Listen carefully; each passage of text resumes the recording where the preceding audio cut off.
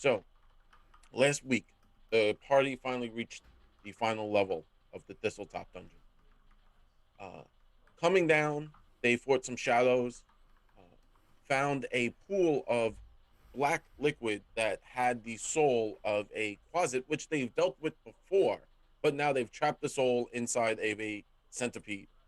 Going beyond that, they found this weird room with a tower of coins where Marvolo tried to open it up by placing a silver piece in. And as he placed the last silver piece in, there was a clicking sound. While that was going on, Krut and Cassandra did have a battle of sin boons, which was pretty epic. Um, Krut, feeling overwhelmed by the wrath inside of himself, was trying to open a set of doors. Cassandra, on the other hand, did not want to open up the set of doors. She forced and tried to push herself against Krut, with the group kind of holding on to this massive, uh, meaty lizard folk. And sadly, Cassandra used her boon to make Krut go blind, and Krut used his boon to make Cassandra feel his need to open the door. Thusly, Cassandra opened the door and let in, or let out, the evil within. What was that evil? That evil was Nualia, as she was completing a sacrifice and gaining the power of the wrath. While the party engaged her, was able to grapple her, take her sword away, and throw it onto the floor, which then turned things for the worst. As the sword hit the floor, a raging owlbear came in, covered in runic tattoos scarred into its skin. Krut, on the other hand, picked the sword up and became his final form, which, if anyone's ever watched Dragon Ball Z, he's finally done it. He's made his final form, and he is now Wrath Krut,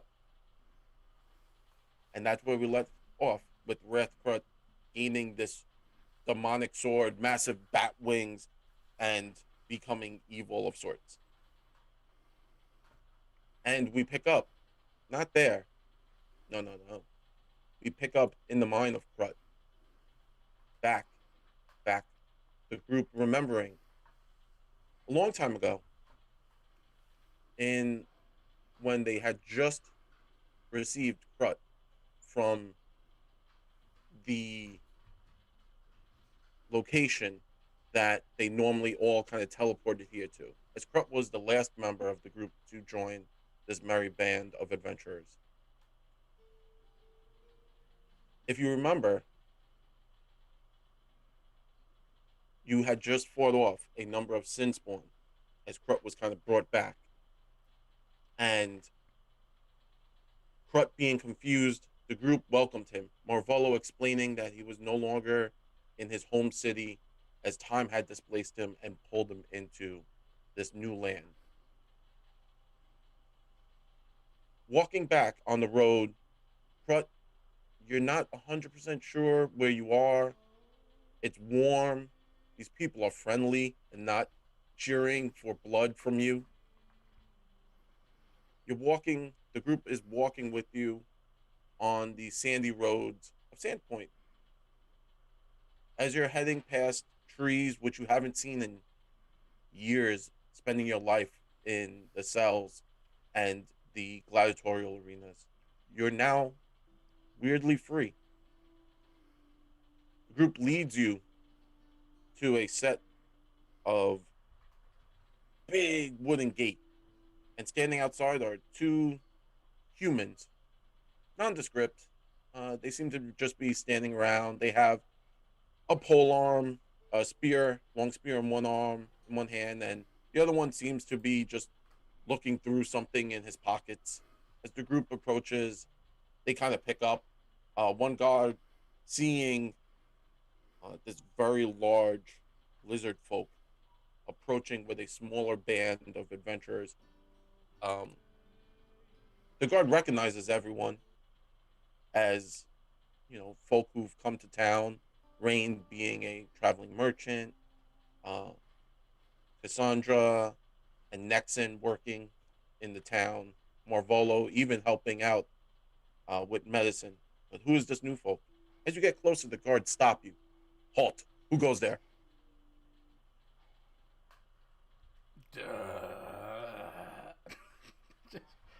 stands confused, yet very frustrated. Um, it is us. We have returned from our journeys. It is I, Malvolo, and Cassandra, and Rain, and Nexon. All friends and Mm. wanting to come Yes, into I. Santa. Mm-hmm. Mm-hmm. And who's this with you? This is new folk. You know the rules here, He's our buddy, Crap. right? What kind of name is that? It's And a the other lovely name.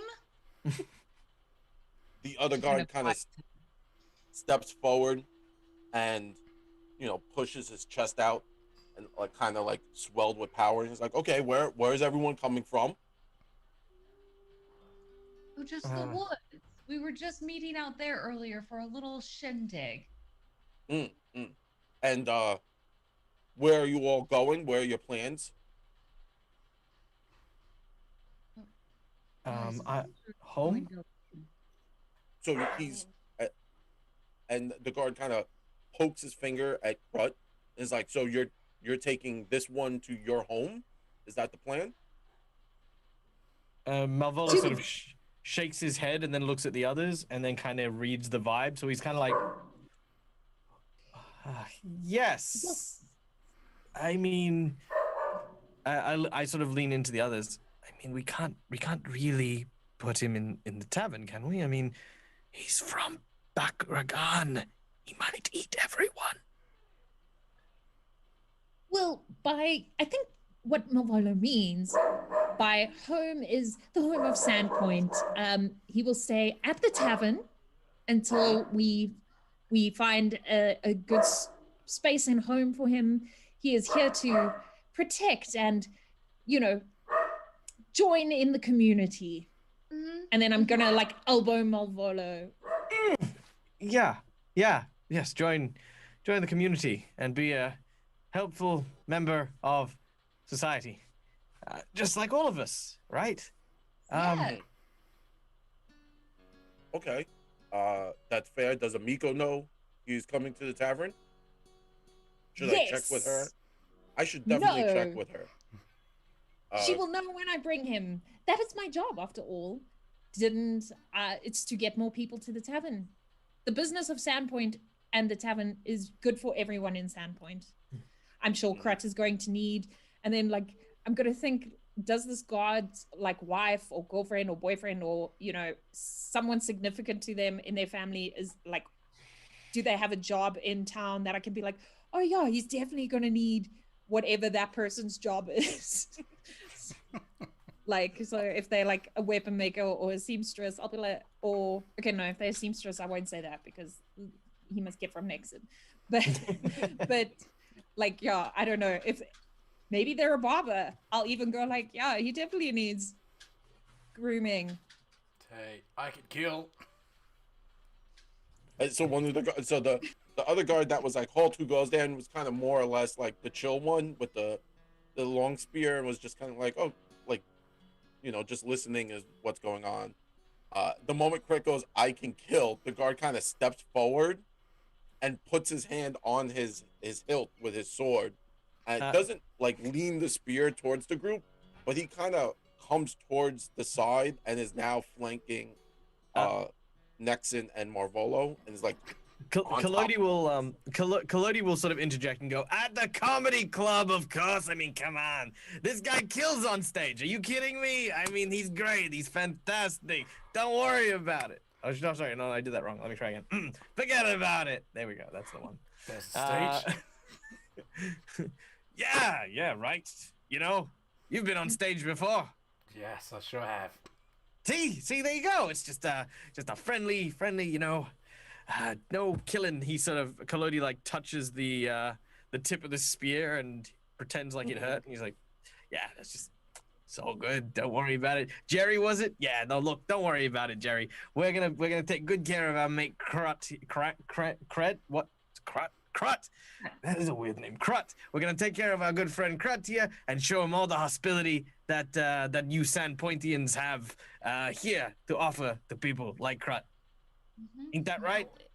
No, it's a good thing to have a few folks like him on your side. Nice big, and she'll just kind of like pat his thigh. Nice big fellas. Maltholo hears him growl and is like, oh my god. This is it. This is how I die. Well, come on now. We've introduced, we've shared where we're going, and we're going to be responsible for him. Now, please let us through. You can't stop us. He must be starving, and we have to be good hospitality individuals. All right? So the guard that kind of is now moved up to Nexon and Marvolo, and the other guard who is asking all these leading questions goes, okay, how about this? I'll let everyone else in. The big one here can stay with me. I'll go get the sheriff, bring him in. We could bring Krut.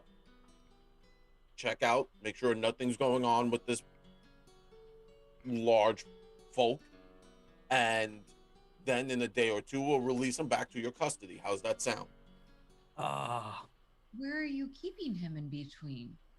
Oh, we'll keep him down in the barracks with us. It's perfectly fine. He'll be safe. We'll put him in a nice room. Obviously small room. You'll have a bed. And we'll give him 3 square meals a day. It's not a problem at all. Thank you very much. And you may enter, obviously. We trust you, and everyone here is trustworthy, and we appreciate all your hard work in Sandpoint. But, we can't let folk like this just pass through. We have had a few minor scrapes and scraps, and it's usually these folk, the larger folk, who cause a lot of these issues. Excuse me, what do you mean by that? And looking up at Rain, realizing that her antlers and stuff, he's like, well, I didn't mean anything by it, Miss. I just mean your word a little bit more carefully, don't you? I think we both deserve an apology. She's gonna stand right next to Krut. I apologize to you, Miss, but we can't let someone like this in. Very intimidating. With the red scales and the eye patch and the scars, it's just very intimidating. Why don't we bring him down to, the barracks, and we'll be able to watch over him for a night to make sure he acclimates to the city, and then in a day we'll release him to your custody. Rain's going to turn back to the group and kind of like huddle us together. Like, I don't think we're going to have much of a choice, unfortunately. This does not seem to be budging. Because Kaz was gonna give him a piece of her mind and be like, okay, first of all, and then she got pulled into the huddle and she was like, and then bring her in. I don't think we can do this. We're pushing our luck. If we push back, they're gonna keep a worse eye on him, and maybe if we're hostile to them about it, they're gonna be hostile to him. And she kind of looks at Krut like, I don't think he can handle that part. Well, I mean, all things considered, it might be good for Krut. I mean, the 3 square meals a day, and of course, lots of places to blow off some steam. I believe there is a training facility in the barracks as well, right? I mean, yeah, you could definitely work off some of that good old lizard folk. Oh wow, you are really dense. Yeah, you can work off some of that aggression. Yeah. Yeah. Right. Would you like to go with our soldier friends and go have a sleepover in their barracks? If it means eat and wrestle, then yeah, I'm all for it. Awesome. She's gonna quickly pull Krut really close. Just remember, you can't kill anyone there, okay? And then promise me, Krut. Yep. Okay, sure. Thank you. Good. Okay, she's gonna turn back to the soldiers. Can that extend to us as well, please? I'm joking. I trust you, of course, implicitly. bodyguard protocol, please. Thank you. I'm gonna also, before I turn back, I'm gonna say to Kretz, I'm like, just don't tell them where you came from. And then, are you very sure you don't want to come to the tavern with us? There's soft beds, there'll be food, no fighting. It's only one day. I mean, surely it will be okay. As long as I don't kill Rat. There, that's the spirit. Positive outlook. Look at you. This is gonna go by wonderfully. And if you're good, we'll take you for a drink afterwards, okay, Kret? You had me at booze. I knew you'd understand. Okay, be excellent. Go make some new friends, all right? Don't know why you should have just led with that in the first place, honestly. Alright, let's go. I'm gonna. I'm sorry, Cassandra. Yes. Sorry, I'm gonna lean around into the one who was being like very mean and discriminatory. I'm gonna lean around, and he's the one that I said like his cousin or his girlfriend or whatever. I'm gonna be like, I'm gonna tell them what you said here today, and Kret's not gonna go there. I'm gonna go to Bob down the street, and I will tell them why they're not getting his business. I'm sorry you feel that way, ma'am. Sir, can you please come here? And then they kind of bring Krut. The two guards kind of back off, and they start to bring Krut, and one of the guards reaches and pulls out a set of manacles. And Whoa, that seems extreme. I start him, I'm like, don't you dare. and he's like, sir, this is for everyone's protection here. We just want to make sure we're all safe. Yes, no, I can't agree with this either. This does not seem like perhaps maybe we could. Oh, Rain. What if we have him just surrender his weapons? Because Krut, you'll get them later with an additional drink. Two drinks. As soon as she If says we- that, Krut just like grabs his sword and stabs her into the ground in front of the guy. Oh my who's giving God. me sass. The guard like takes a step back and is like, sir, there's no need for this kind of activity. Just please remain calm. And as this is happening, coming down the road, kind of following right behind you, you hear a voice, a very familiar voice. It's the voice of Father Toblin, who is the head priest of the church at this time. He says, sirs, what is going on here? Is everything okay? And the guards kind of perk up, and as everyone turns, you now see Father Toblin flanked by his daughter, the beautiful Nualia. She has her flowing, silvery hair, and her skin is porcelain. Walking forward, Nualia sees Krut in distress, the guards holding manacles. She looks and she goes, is everything okay? And the guards go, ma'am, we are just making sure our citizens are protected. We were just going to take this one down to the barracks to make sure we can check out and make sure everything is okay. He is perfectly fine. And she looks at the guards and she says, I don't think that's necessary. You don't need to use those manacles. I would hazard to guess he's safe. And she puts her hand onto Krut's forearm. He doesn't seem that dangerous at all. I've seen worse coming from all kinds.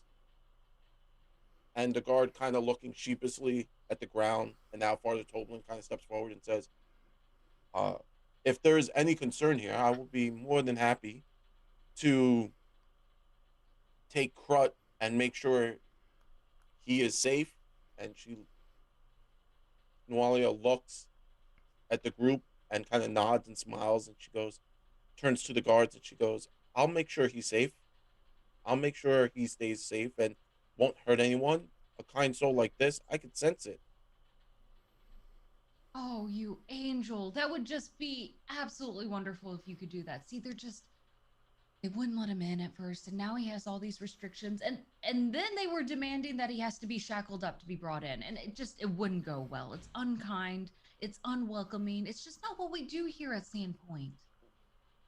No, It's not the Sandpoint I know. and it's not the Sandpoint I would want to live in either. Thank you, ma'am. Guards, please let us through. And with that, they kind of look disheveled as if an adult being talked down to by a child. They step back and they say, "Well, under your orders, Miss Nualia, Father Toblin, I trust you. Um, please enter." And they kind of push one of the gates stay closed, but there is a set of doors inset that they can open. So the whole gate doesn't have to open. It's just a small set of doors that open and allow people to pass through. And as the party kind of enters the city, well, the town of Sandpoint. Um, sorry, just one thing. I'm gonna walk back and grab my sword in front of the guy. I'm gonna stare at him like, if I become the champion of the city, I'm gonna remember your face. And just And pick up the sword and go. uh, Nualia kind of pats your arm, says, "There's no need for that. Don't worry. You're safe with me. We'll we'll be okay." And as she's leading Krut into Sandpoint, one of the guards kind of steps forward and says, "Miss Nualia, I'm terribly sorry. My son is sick at home.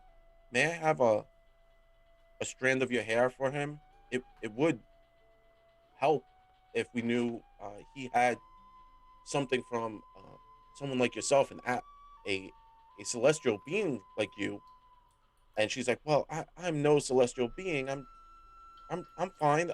I don't think it would be right though." And Father Toblin steps in and says, "Daughter, you know it's our duty to protect the people of Sandpoint and to make sure they're all happy and healthy. Please give a little bit of yourself to him so they may give a little bit of themselves to us." And she kind of reaches up and pulls a strand of her beautiful silver hair out, wincing in pain and clutching tight onto Kurt's forearm, as she yanks it out and she hands it over to the guard. And the guard's like, "Oh, thank you." And he wraps it up and puts it into his breastplate. And she smiles, and you could see a tear building up on the side of her eye. But she leads Krut into Sandpoint. We're in Sandpoint, walking around. The group is now free. Nualia bids everyone adieu, saying that she has stuff to do.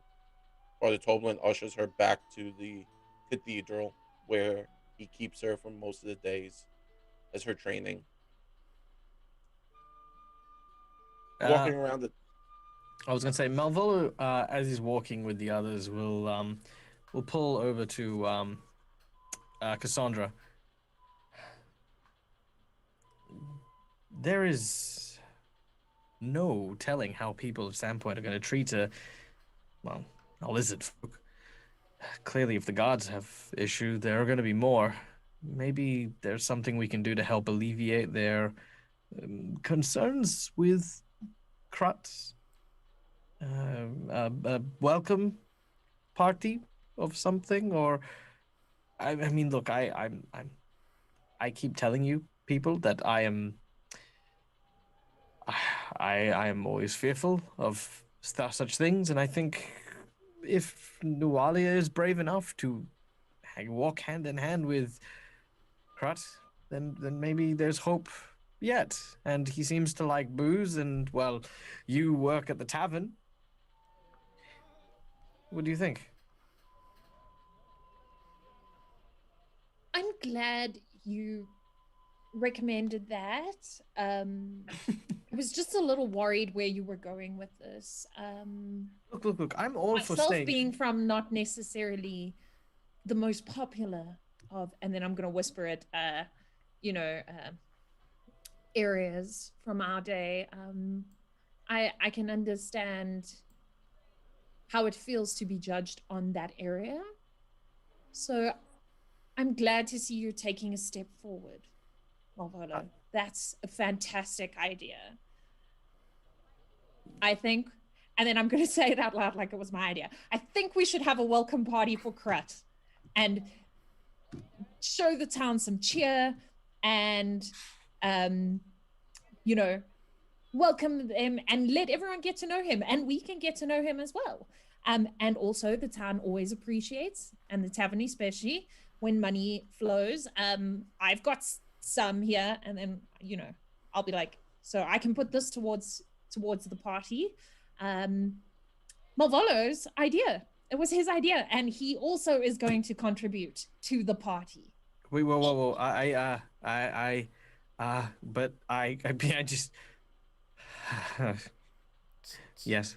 So, you guys are celebrating my welcoming? I didn't even have to kill anyone for that. Cool. In fact, quite the opposite. We're quite grateful you haven't killed any of us yet. Thanks. Oh, and I have a few ideas of I can make you a nice welcoming outfit. So, What's wrong with what I have now? Oh, I mean, it's a little on the aggressive side, and it doesn't hurt no. And she'll pull out Nyx. She's like, I gave Nyx this little bow to. A lot of folks aren't that fond of spiders, so I figured if he's got a cute little bow, people are not going to be as scared of him. So You won't have to wear I could a add bow. a little star on your eye patch or something like that. I'll think about it. Well, Cassandra looks sad when they say he doesn't have to wear a bow, because I was just picturing his bow. Malvolo has a small heart attack because he thought that they meant he should come armed with a bow and arrow.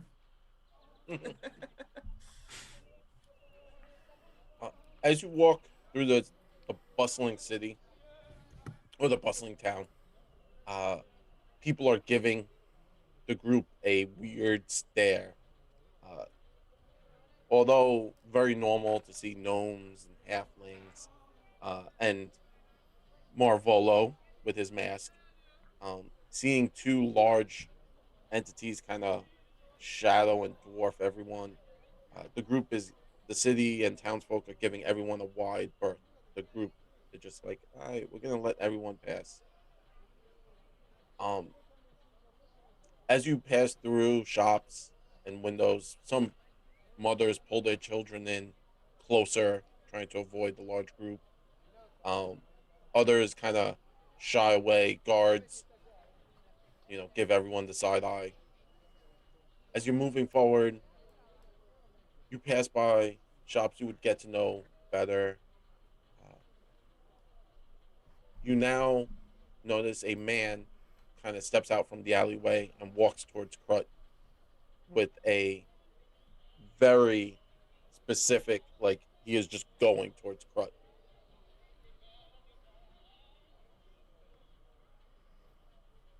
And the guard kind of, not the guard, sorry, the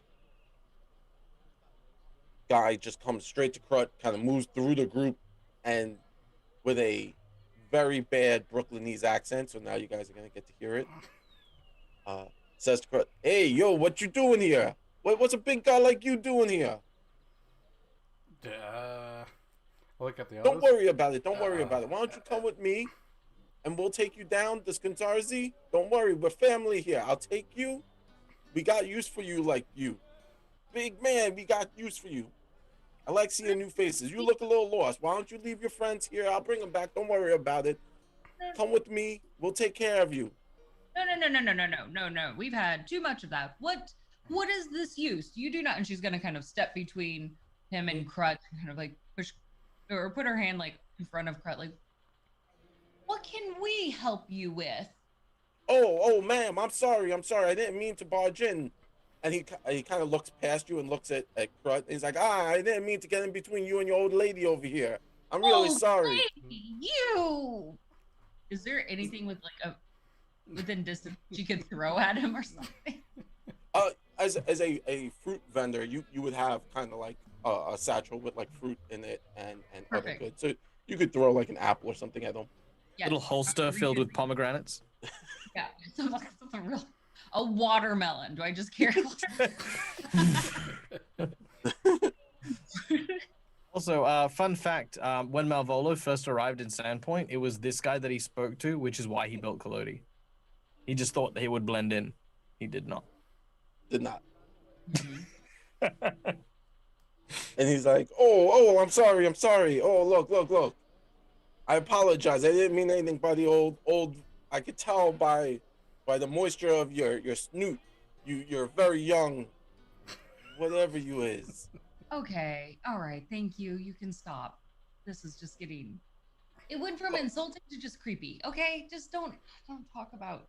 She's gonna start like messing with her nose. Like she's now very self-conscious, and you kind of taken her out from that. She's Kalodi steps up and says, "Oh, hey, listen here, you. Now, we've had it up to here with you coming in and stepping up to us and demanding all this stuff. Now, I don't care what your job is. I don't care what you think you know. You need to turn your ass around and walk right back and go look for those rats' asses that I don't have to give you." He's like, whoa. I meant no. No, offense you here. whoa, all right? Don't you step up here and start insulting my man, insulting my lady, and then decide that you can step off here and rise up and chat with us? Get out of here, you, huh? All right. I meant no offense. I Yeah, see you a meant big no guy- offense. I bet you didn't mean to have that ugly haircut too, but here you are still talking away. Get out of here. He's like looking at his hair. It's like that typical like bowl cut.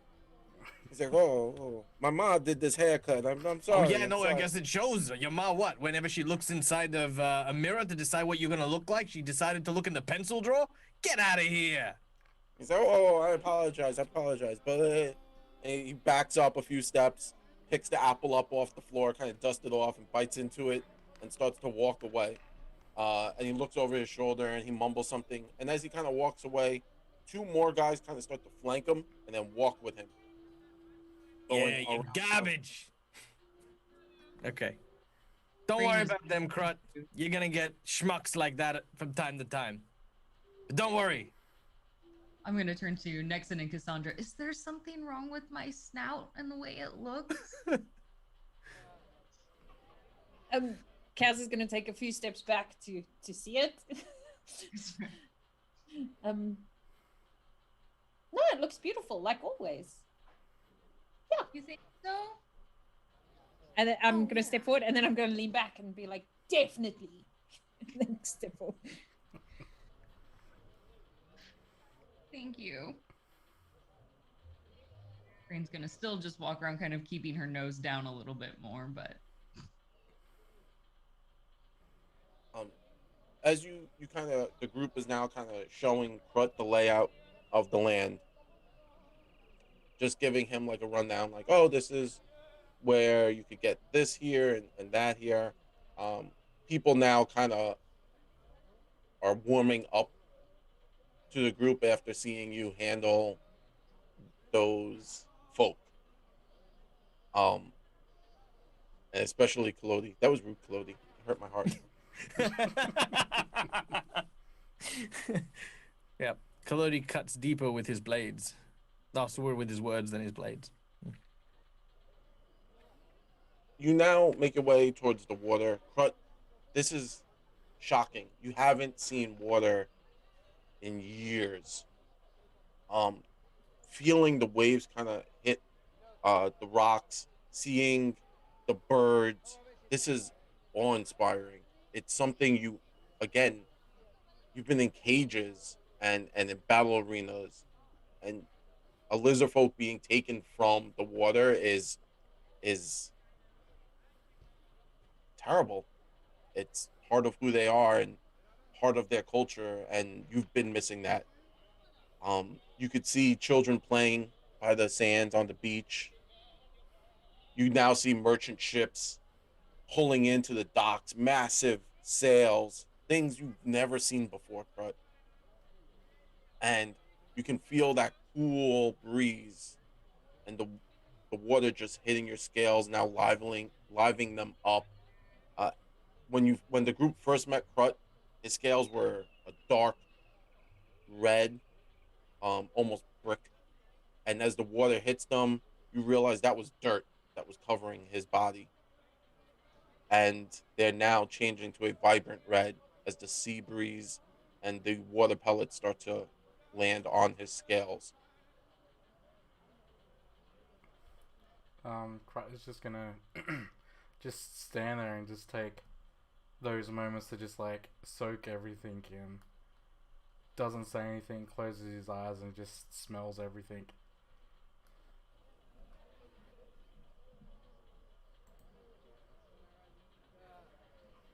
And then just stands there for a long time. Loses tracks of time, and just, yeah, he just gets lost in everything around him.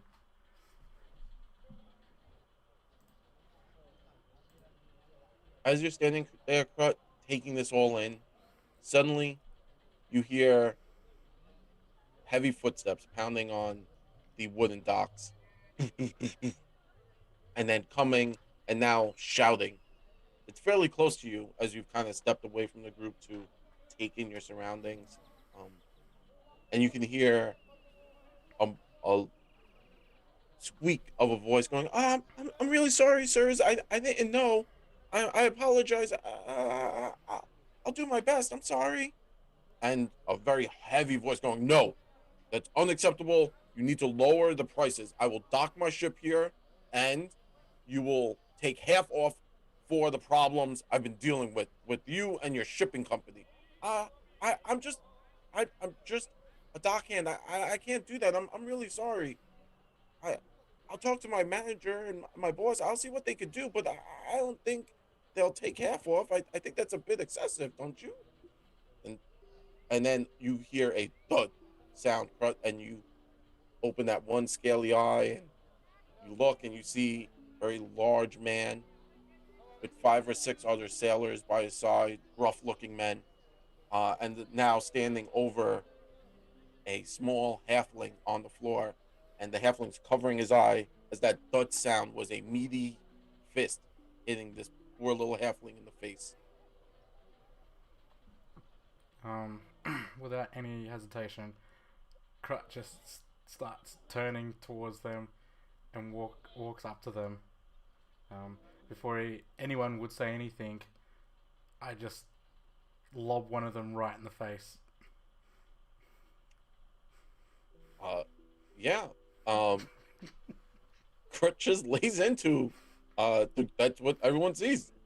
The the one guard, the one sailor you kind of sucker punched in the side of the head goes down like a bag of potatoes, and everyone's just kind of confused as to what's going on, and the sailor kind of turns. I guess the captain looks and is like, "What's going on here? What is happening? Who who let this thing in here?" And the halfling kind of stands up and is like, what? Huh?" Kalodi looks at the captains and says, "You got a problem with things?" As a And yep. I'm not proud of that joke, but I did it.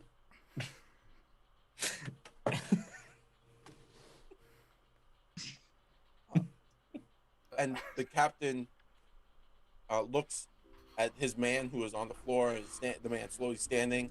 The captain reaches for his hilt, pulling his cutlass, and now pushing it onto Crut's chest, saying, "Do you have a problem with what's going on here? What is this? How you treat your customers?" And he's now pointing the sword, moves it off of Crut's chest, and is pointing the sword at the little halfling. He's like, "I don't know what's going on here. Clearly, this is a shakedown. I don't like what's happening here." Seems a bit unfair. I mean, I don't know how many guys there are against one small little thing. I mean, come on. That's not fair. Fair is, I was getting my right price, and you had no business busting in here. And you hit my man? I think that's a sham.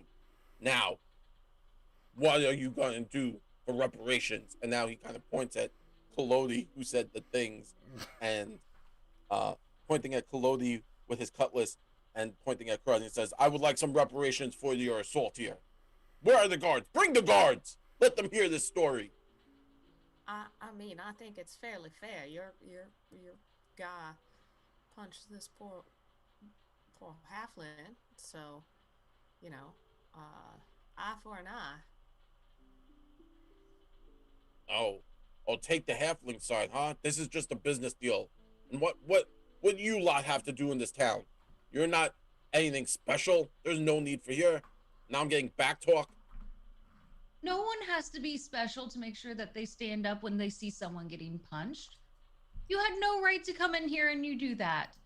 If anything, you need to offer apologies. None of this was necessary to begin with. You should be ashamed coming in here and resulting with such actions. Apologize? What? Never. Oh, a small scruff. Someone got pushed, and now all of a sudden I have to apologize because someone got pushed. This is ridiculous. Yes, it's the polite thing to do. I bump people all the time and I apologize because it's not intended to hurt them and I want them to know that. Unless you were intending to do so and then it's malicious, and yes, then you deserve to have the consequences of your own actions. That's how that works. I don't know. Negotiating is not walking up and punching somebody if they don't give you what they want. That's just bullying. If you want to negotiate, then you gotta, work back and forth, propose the different terms. This is something I do all the time. Okay, well then maybe you can negotiate with the guards over this thing knocking out my man and pushing his way in here. I say bring the guards. Let them handle this. I agree. Let's bring the guards, and then I'm gonna go up to my halfling buddy, it's a simpatico, and I'm gonna be like, and what's your name? The halfling? Yeah. The halfling looks at you and says, my name is Benji. Benji here can also explain what happened to him before our friend Krat here did what appears to be pretty, even justice.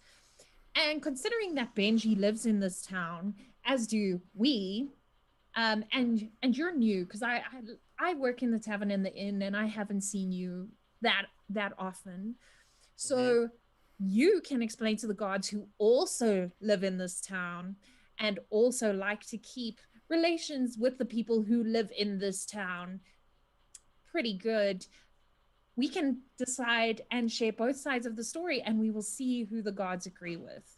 Or we can have a talk and negotiate correctly, like Nexon said, without using our fists, unless you're unsure if you can use your words.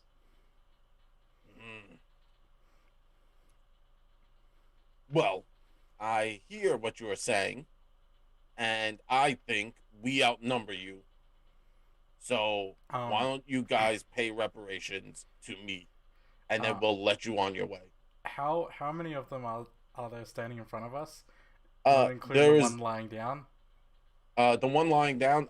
There's 6, and the captain is makes 7. Okay, I'm gonna throw one of the guys into the water. Yes. No, it's even. Also, he needed a bath, so we're doing you a favor. So part of the reparations. So, Crud. Yes, Marvolo. Kalodi steps forward. Also, just a quick numbers count as well. How many of you half-drunk sons of bugbears can explode? And he opens his chest and reveals all the explosives in him. You want to dance? It's a good day to die! This just I give Benji a reassuring pat as I'm holding him, like, don't worry, bro. Nexon just takes a step back. I can put myself back together. They can't put all the pieces of stupid I'm gonna blow across Sandpoint together once I'm done with you. Krut seems Right, Krut? confused. He seems confused and he leans in close to see what it is. Yes. Don't touch it, Malvolo. Don't touch it, Malvolo. Just put that in. I have no idea what it does. Okay. So, Krut kind of leans forward, pushes one of the guards into the water. Marvolo now steps forward and just basically opens his chest, says he has an I'm explosive in him, and now the pirates or the pirates are basically just shocked as to what is happening and looking at each other, and are like, what is, and the captain now looks at what is happening here, says, you know what, it's not even worth it. It's not worth any of this. I'm gonna take my men and my goods and we're gonna get back on this ship. We're gonna go to a different port. Maybe I'll go see what's going on in Magnemar. But none of this. Just understand, this town is a bunch of yokels. You guys don't know how to treat merchants. And he kind of pushes one of his men, and they start to make their way back onto towards their ship. Not so much onto, as they have to go up the plank, but they're heading back to their ship.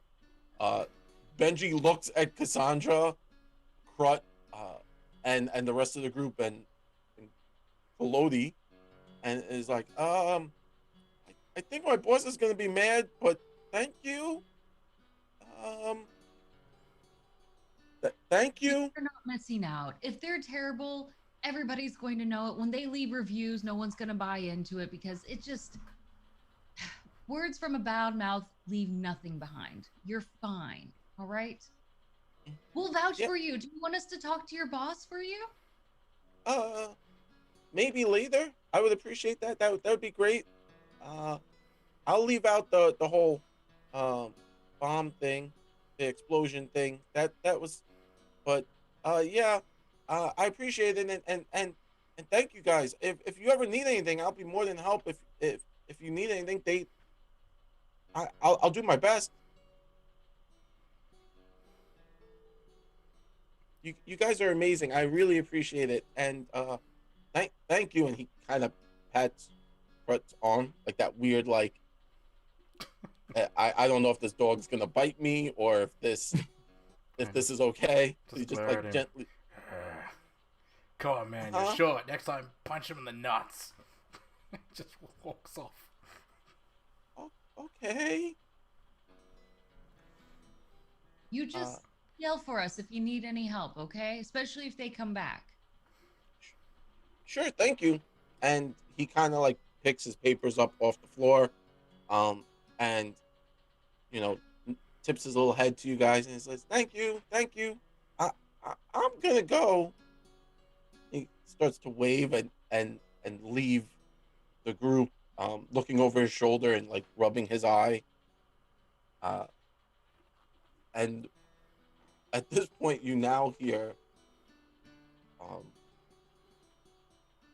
the crowd start to fill back in as people were giving you space, and now everyone just kind of goes back to normal, like as if this was totally like a normal kind of day. As they get closer, just for the fun of it, Kalodi's gonna say, "Hey, is this meant to be ticking?" And then just see if people move away from him again. Yeah. It's like, I'm just messing with you. Don't worry about it. It's fine. Yeah. He closes himself up. Stops exposing himself. Please.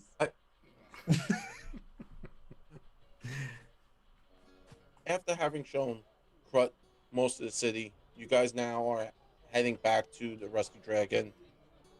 Many of you are staying here. Some of you choose to stay, on their own outside in their carts. Nexon, you have your home. But this is a local place for Cassandra and Marvolo. Entering in, there's Amiko, lively as all heck, greeting everyone. Hey, how's it going? How's everything going? It's going great. And as Krut kind of ducks his head now in here, she looks and then like quickly looks at Cassandra And it's like, what is going on? How's everything doing? We have stumbled upon an amazing opportunity. This is our friend Krut, who, as you can see, does look different from everyone in town, which means if he stays here, people will come here to see him. So we're gonna get more guests. We're also gonna have a welcome party. Just to show the friendliness of Sandpoint, and no place is friendlier, and then I'm gonna like whisper to Amiko, or wants to take people's money as much as we do, as the Rusty Dragon. So we have an amazing guest, Krut, and an amazing party to be happening here. Win, win, win, win, win. Win. Right, guys? Mm-hmm. Oh, Win, win, win. okay. So, I'm assuming he's going. Right? And then she kind of looks at Krut as like, not 100% sure. She's like, he. Okay. And I'm assuming you, pointing to Krut, will need a place to stay, and Cassandra's vouching for you, so I'm gonna say, that's good enough for me. She's been here for quite some time. So what can you do? What can you do for the Rusty Dragon? I can not kill? Staring at the party. It's a good start. You go. Okay. I mean, I can beat people up. Rowdy people. Yes. Take them out at the end of Rowdy the night. people. I mean, I'm pretty- Okay. Bouncer. He could be a bouncer. They have those up here. Okay. Okay. So he could not kill and beat people up. Not a problem. I'm sure we could find something around here. He could be a bouncer and make sure the rowdy people get taken out. Why don't I and then she kind of looks and she sees Nexon and she's like, "Oh, Nexon. Hey, great that you're here. How much would it be to outfit him in more clothing than this?" Seriously, like, what's wrong with this? Well, I already had some thoughts. I thought blue might be a really nice color to like accentuate the scales Mm-hmm. and all that. I mean it would depend on what kind of stuff, but a basic. I don't off the top of my head know what like basic clothing costs. Yeah. Like That's 5 fine. copper? Yeah. I'll be more than happy to like pay for a new wardrobe for Krut. And what why yeah, I think blue would look nice. Maybe we should rem get him a bath. And then she looks at Cassandra and is like, maybe we should clean him up. Yes, sure. I'll take him to the wash room area, and then I'm gonna You mean bath take. with water, right? Yes. Yeah. Well, do you bathe? It, I don't really bathe. I just like rub myself with dirt and yeah. Oh, you poor thing. Yes. Get him food. Get him a bath. Let's get him some clothes. We'll cover the cost. We'll make it happen. Yeah. You're fit right in. And I'll Okay. take him along. And then as I take him, I'm gonna be like, Crud, you are very lucky. I didn't get clothes. No one gave me extra clothes. Well, then I wish And I would was love some of unlucky. Nixon's clothes. And I'm just gonna be like talking as I show him where to go. So Amiko kind of looks at everyone and is like, okay, so we're gonna have a party later. So I'll start spreading the word. And where did you guys find this folk? Where did he come from? Is everyone okay? Like, we're all okay, right? Like, this is cool. I'm not 100% sure how often I can't kill is a good thing on a resume. You know, that should be on everybody's resume. I think that's an important skill. And it's clearly a fantastically made resume because it's got skills he doesn't possess on it. Yeah. I mean, he's a unique soul, and we have some opportunity to extend our hospitality. And it's a wonderful time for us to shine. We will help him, and he will be able to be the best that he can be here. I hope. And she kind of looks at everyone, and she looks at Nexon, and she's like, yes, like, yeah, this is cool. She's like looking at you. She's like, Rain's like the optimist, half glass full, and she's like, Rain, please tell me the. Rain's like telling her like all his happiness, and Amiko's now looking at you. Nexon's like, please tell me she's telling me the truth, and I just didn't bring in like a wild man who's gonna just like start throwing people through windows. I mean, he does seem to be, you know, a pretty nice guy, and the type of person that I think you definitely want to. It's good to have them on your good side. He seems like, you know, I wouldn't necessarily want to be on his bad side, but if you're on his good side, you're good to go.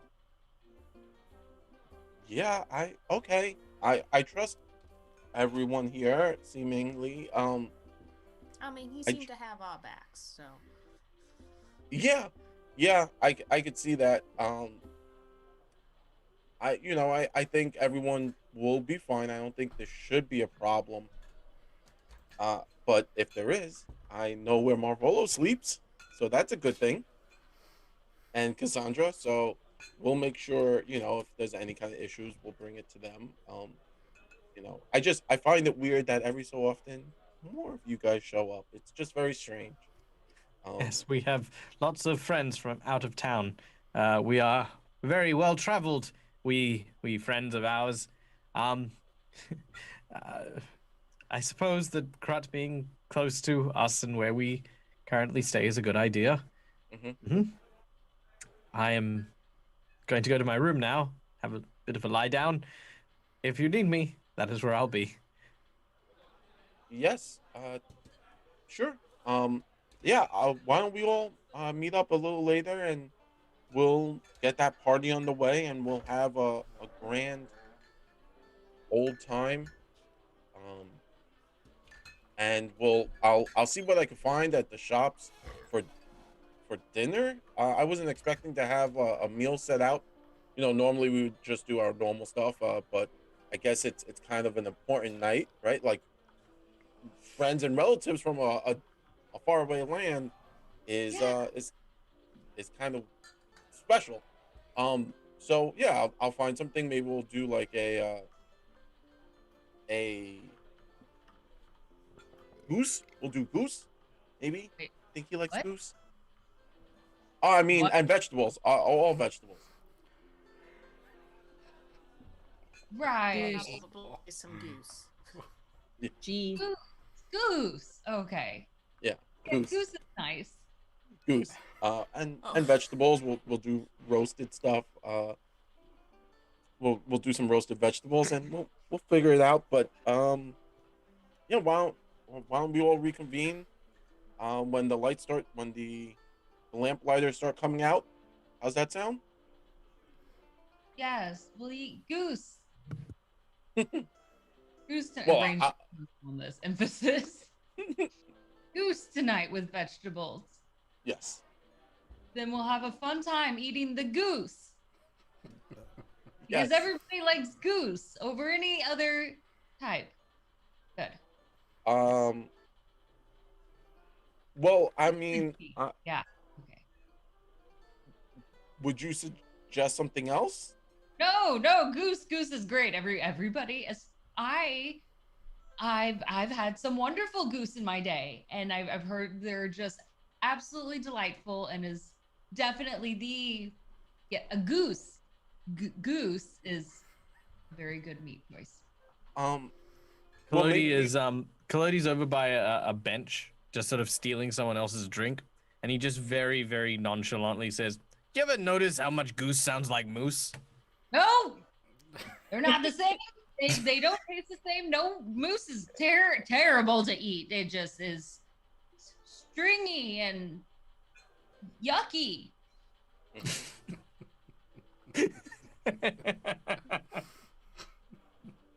I don't want to know how Rain knows what moose tastes like. Fun fact: did you know that killer whales have moose regularly on their diet? What? Really? Because of all things, moose swim.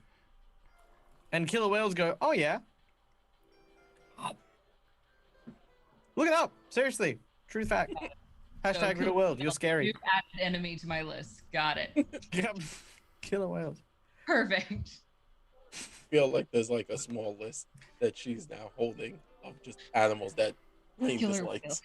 Killer whales. Ponders if there's a killer whale in this adventure path. I'm just Fine, saying, goose is always going to be the right choice. No one would ever think of eating a moose. No. So, as everything fades, you spend your day kind of, just finishing out your day as per normal. Cassandra and Crut, you kind of have that. You're trying to give Crut a bath, and Crut's very confused as to bathing. Um, and but you're able to handle it. Next, and you head back to your shop, and you have the opportunity to kind of just quickly whip something up, with just something for tonight. Obviously, it's not the best work, but it's great work, and it will get its point across. Um, as Crut's normal outfit is kind of Cassandra, as you're kind of taking the stuff and looking at it, it's a mess. It's more or less held together by blood and all odd bits here and there. Marvolo, you kind of tinker and fix Kalodi, and you then kind of hit the hay, kind of saying to yourself, Rain, you go back out into the city, heading back to your cart and your lovely vegetable patch, knowing that Goose is going to be on the meal tonight. Um, it goes late into the evening, and everyone heads back. The bar is now full of laughing. People are just enjoying themselves. Um, you can see Cassandra kind of running around, kind of taking care of people, doing what Cassandra does best. Marvolo, uh, obviously being here because he has to. And Prut is just standing around, broad-shouldered, confused as to what is going on, as this wouldn't be a normal life thing for Crut. Nexon, you did get here kind of early, so Crut is wearing the little outfit you kind of made up for him. And I kind of like a loose shirt and tunics, not super tailored, but. Mm-hmm.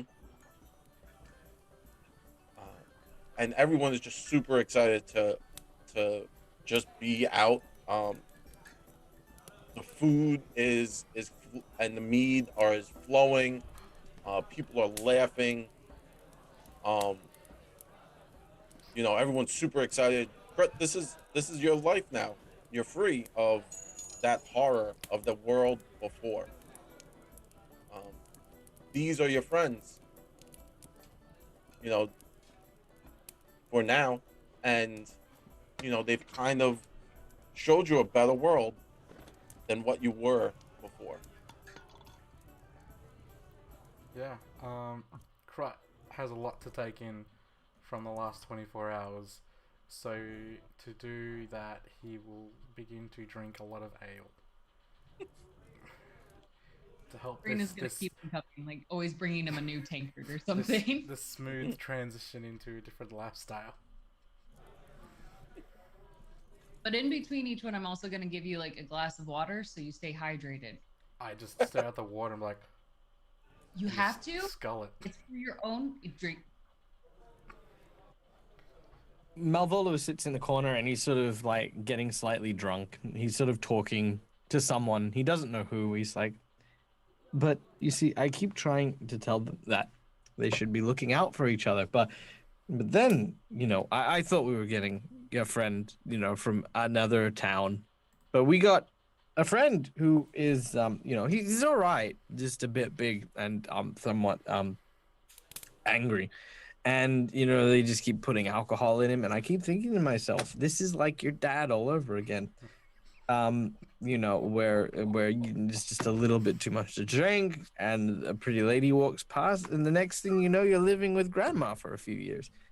And it's just I don't know what to make of this with, do you know what I'm talking about? And he's sort of looking, and Malvolo's talking to like a hat rack. Oh, I guess that works as a therapist. I'll do in a pinch. I feel like that's the inspiration from Clody, the coat rack. Hat rack. It's like Pinocchio. I'm a real boy.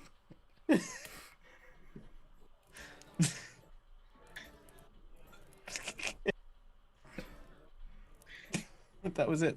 Right in the midst of pulling out random drinks for Krut, we'll see Avolo over there talking to the coat rack.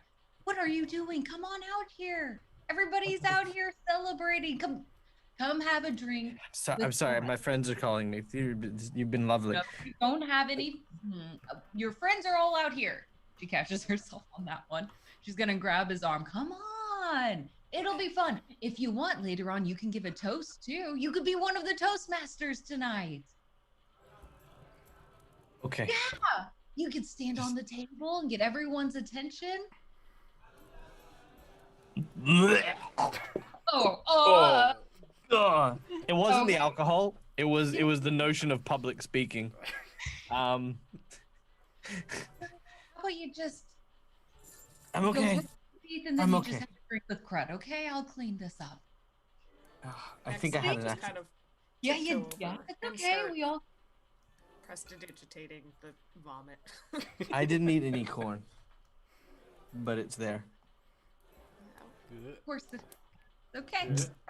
Okay. Yeah, but just Okay, go yeah, he's gonna go up because Coletti's walking up. Okay, come on, buddy. Let's go. eat a mint or something before you go talk to people. Yeah, I got him. All right, sit down, champ. 2 mojitos. Those are minty. Sorry. Yeah, they got mint in them. Go on the leaves for a little bit. No. Cat's gonna be delivering drinks, and if that guard comes in, I'm gonna take away his drink every time I go past and be like, "Not for you." It's to someone else. Jerry. I'll be like, I didn't even know that was "You his need real to name. earn your drink. You need to earn your drinks and back into the tavern's good graces." But I also make very obvious that Amiko doesn't see me doing this. Yeah. So every so often you like knock Jerry's drink away from him, and you're like, no. Just like he keeps looking. He's like, what? And then he sees Krut just like walking around in now people clothing, like real clothing, and he's just like, hey. Krut will probably intervene a couple of times and just like, can I have a look at that? And just takes it and just walks off.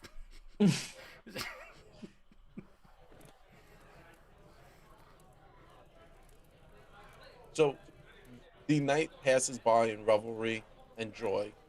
Everyone has fun. Uh, Marvolo sadly doesn't have to give a public speech. Uh, Nexon people come forward to you and again are just axing about placing orders. They're constantly just bothering you. And they're like, "Oh, I would love to place an order. Like, can I get something for my mom? Or I would like to get something changed or tailored." You know, like I'm trying to drink. You know, you're very polite, but it's like I'm off the clock. Um, and I'm the getting like night this super fashionista vibe from Nexon in this. It's like just like, no, I am too busy, darling. It's taken me years to get my schedule opened as much as I can. I'm afraid I can only do your grandfather's suit next week, in 2 years from now. into Basically, basically, also casting a little bit of shade every now and then, being like, "Really, I don't think that cut suits you." oh, and you know everyone kind of enjoys their evening. It goes by without any kind of craziness, anything insane. No fights break out, so Krut doesn't have to push anyone around or throw them in the water. Except Um, Jerry. except Jerry. No one likes Jerry. Uh, Yeah, he doesn't have a good time. no, Jerry has a sad. As it gets late into the evening, the people all start to go home. The drinks stop, and it's now basically just the group themselves, uh, friends for the most part, out of necessity at this point. Um, you know, everyone has a chance to say their goodbyes as they all head out.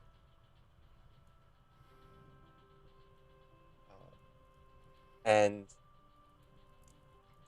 Krut, this is where you are. Um, for now, it's definitely very different than the life you came from. Um, you now have friends. Cassandra, who has shown you uh, care by helping you clean yourself properly. Rain, who's defended you. Probably the first time in a long time someone's defended you. Nexon was giving you warmth by giving you clothing. And Marvolo and Kalodi, who have given you joy and laughter. And with that, the sounds of battle heat up. As the group realizes, as everyone suddenly sees and transitions back to this massive demon of a lizard man, wings spread, the sword that he holds in his hand has now grown in size. He himself looks like he has doubled in size. The sword, its runes glow red with wrath. The owl bear lets out a shriek as Cassandra had just raised a skeleton from the ground to do her bidding to help defend herself against the new malice that has appeared. So on your screen right now, that is Evil Krut. Evil Krut has, for those of you hopping in, this is what the party has to deal with. Evil Krut. Um, for those of you who have joined us since we started, we just did a quick slice of life um, of Krut's uh, coming to Sands Point and meeting the group, and you know, befriending everyone, and why he was so kind to Nexon and Cassandra, Marvolo, and Reen.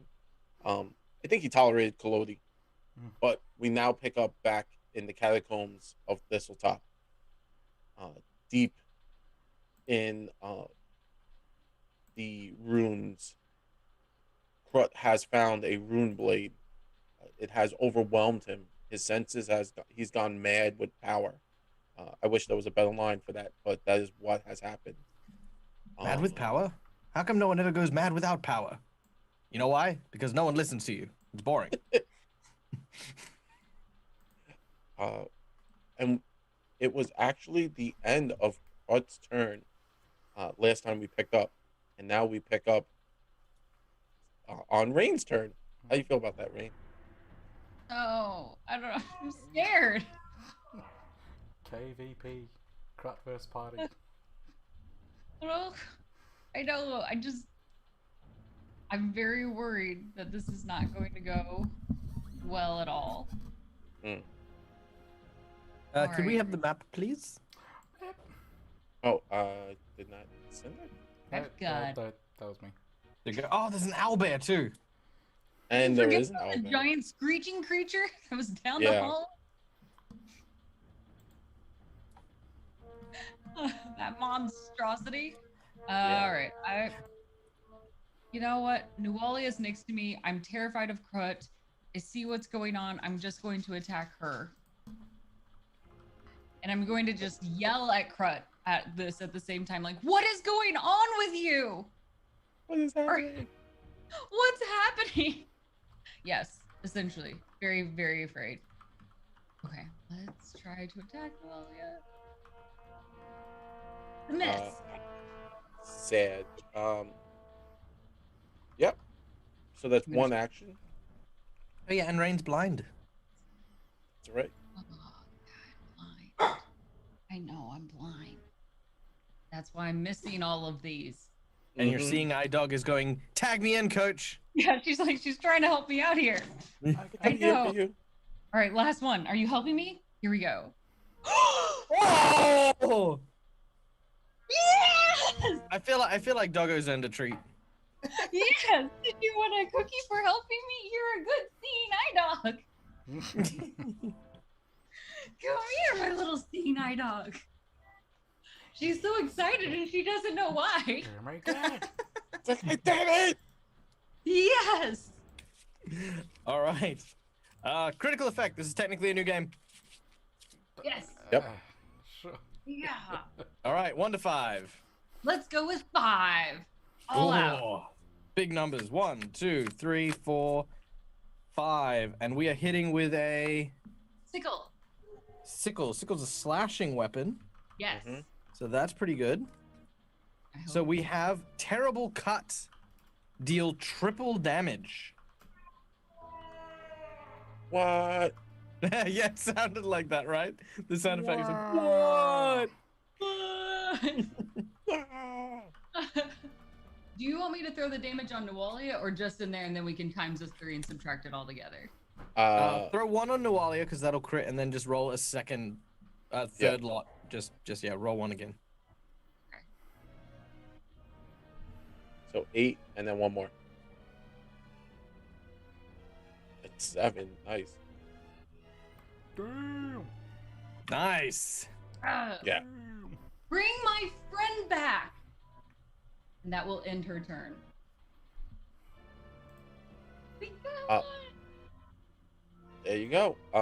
It's Nualia's turn. Nualia, laying on the floor, gasping, trying to struggle and retain her consciousness. She looks confused as rain slashes into her. It looks as if something is lifting off of her, like as if she could finally see. And she looks around. She goes, "What? What's happening? Where? What? What is happening? Where am I?" So she Where- came to her senses just as she got slashed for triple damage. I just murdered our friend. Yep, you are a monster. She looks and she looks at her body and then looks at Rain as you slashed into her, and she goes, "This is all wrong. You shouldn't be here." And she reaches out with her claw and tries to strike at Rain. And it will hit, Oh no. striking into Rain. Oh no. Then she will. Sorry, 1 second. I now need to see Rain stats very quickly just to see your fortitude. All right, 1 to 5. That's a blind woman. Yeah, 3, please. All right, 3. She's tracking with her claws, which is slashing. An ugly wound. The target takes a -2 penalty on checks with charisma base, except intimidation. Okay. Great. Because I'm So- not already self-conscious about being a giant moose. Goose, I meant moose. I can have fix Um, it. an ugly scar on me. Yeah. So she's gonna try and grapple you with the claw that she just slashed you. Ba, ba, ba, ba, ba, ba. Let me roll dice.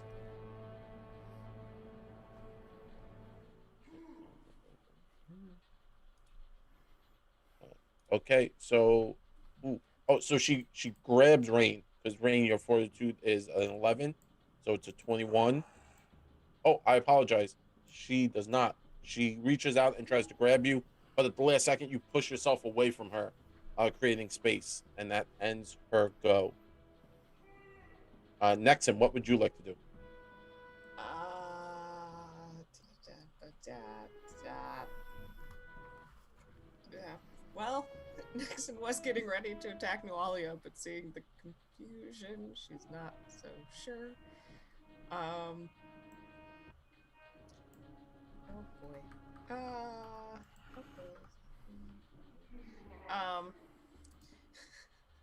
She's just gonna look over at the owl bear that just came up and just be like, Mm-hmm. why don't you hold your horses? And she'll cast Owl Oh. Bear, and it's saved, so It- nothing happens. yeah. Great. Yeah. And then she's just going to, sure, just pull out her sling and throw a sling bullet at Nualia. Ooh. Oh no. Oh no. As Nexon kind of winds up and flings that bullet, it kind of ricochets off the wall a little bit and missed badly. On 1 to 5. 4.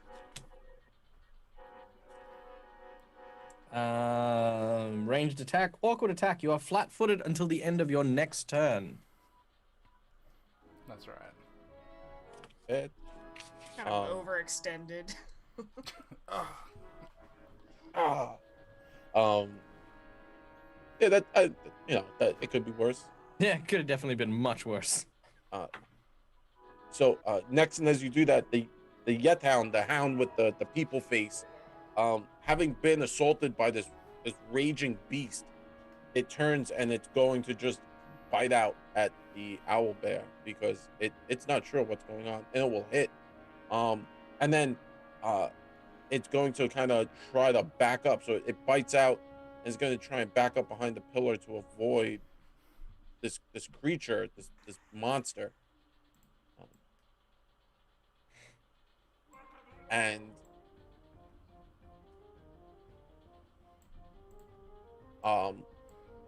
as it backs up, it's looking to Nualia for like a command to know what to happen. It's not sure. It's confused, and Kalodi Marvolo may go. Malvolo says, guys, I don't think this is, Krat doesn't look so, he's got wings! What should we do?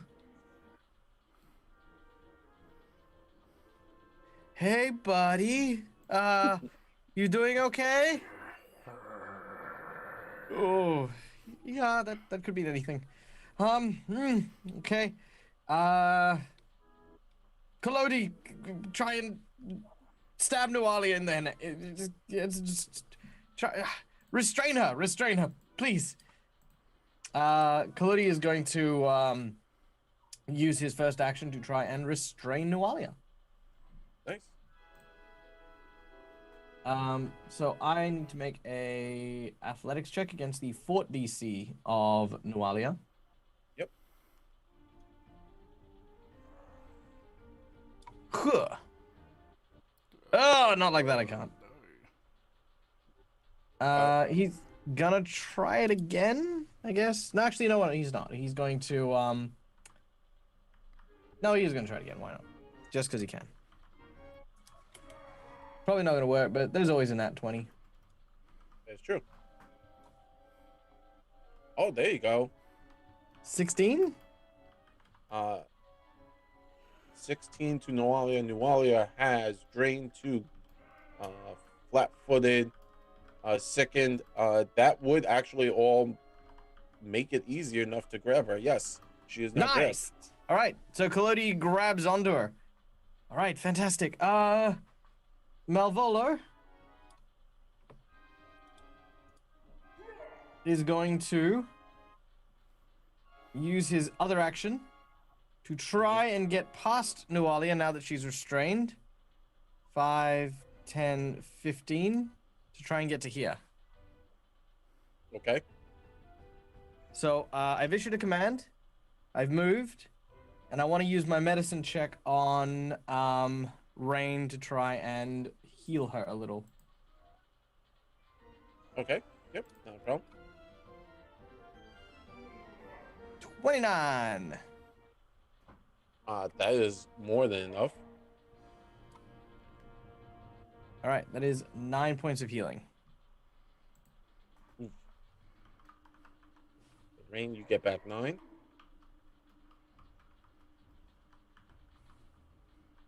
And that is all my turn.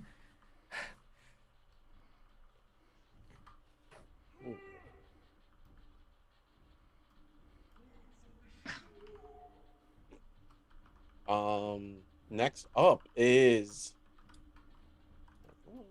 the owl bear, the angry owl bear. It's like Hungry Hungry Hippos for D&D. Yeah. It steps forward into the room. Well, for the most part, steps forward into the room, and it sees Kalodi and Krut. And Krut, as you make eye contact with this beastie, something kind of, you connect with it. Those of you seeing the owl bear sees the runes inscribed and etched into this poor creature's body glow, and Krut's eye glow, and the owl bear will now reach out and try to touch Kalodi with its talon. It will hit Kalodi with its talon, and it deals a severe slash into Kalodi. All right, 1 to 5. 1. All right, slashing. Gory. The target is sickened. Which I think in the case of Kalodi is he's discombobulated. He will be upset, but sadly Kalodi is a construct and cannot be sickened. Oh, constructs can't be sickened. They cannot. Hell yeah. So his head just starts. Yeah. So the creature, having reached out with its talon, is now going to try to bite into Kalodi and tear, realizing that it's more machine than alive, and it's a hit.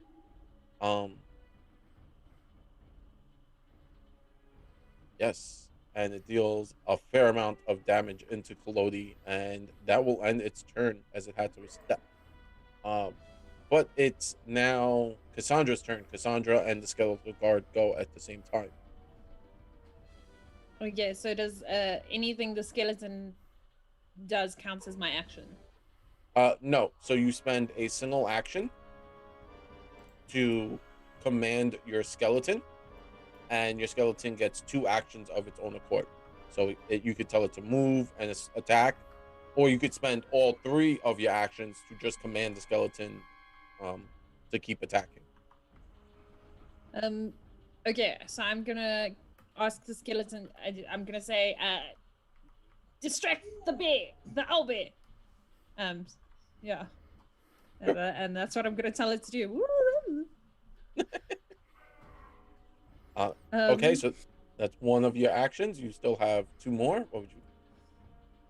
I'm gonna shout to the group. We should try and get the sword away from Chris. Mm-hmm. And then I'm going to cast. What do I have? I don't have a super duper useful thing. Okay, I'm gonna divine lance the owlbear. Yes. Okay. Doop. Attack. Here we go. Sorry. Where's the owlbear? On my sheet. Okay. There we go. Sorry, I'm getting there. Boop. Attack you. Natural 20. Oh, snap. Okay. Phew. I love the fact that Fantasy Grounds is finally on our side. Our time has come. Ironically, when Krut's on the bad guys team. Hmm. Krut, you've taken all your bad rolls with you to the NPC side. All right, 1 to 5. 3. Ooh, the 3 gets you. Spell A. Unnatural selection. Triple damage to aberrations, celestials, fiends, and monitors. Double damage to all other creatures. That's not too bad. So technically, is he a fiend? Looks pretty fiendish. Yes. It would be a fiend because it's technically like imbued with evil magic power. Oh, yeah. Okay, so I just roll it on him and then do One more. one more, but separate, just the D4. Yep, it'll do it by itself. Did I do that? Ooh. Oh no, you still got all the additives for it, so it's another D4 plus 4. So if you throw the spell one on him again, it'll work. Oh, okay. Throw the spell one on. There we go. There you go. Yeah, nice. Nice. Wow, that is a lot of damage to this poor little owl bear. It didn't know what it was doing. And then my skeleton step. Or distract. Stab is fine. Skeleton, do your thing. Go gadget skeleton. Its first action is a miss. Would you so it ran up for one action, and its second action it was like stab, but it's sadly not as amazing as everyone else. It's okay. Be a distraction. I'm like, you got this. You could do it. Trust you. But sadly it's now Krut's turn. Krut, what would you like to do?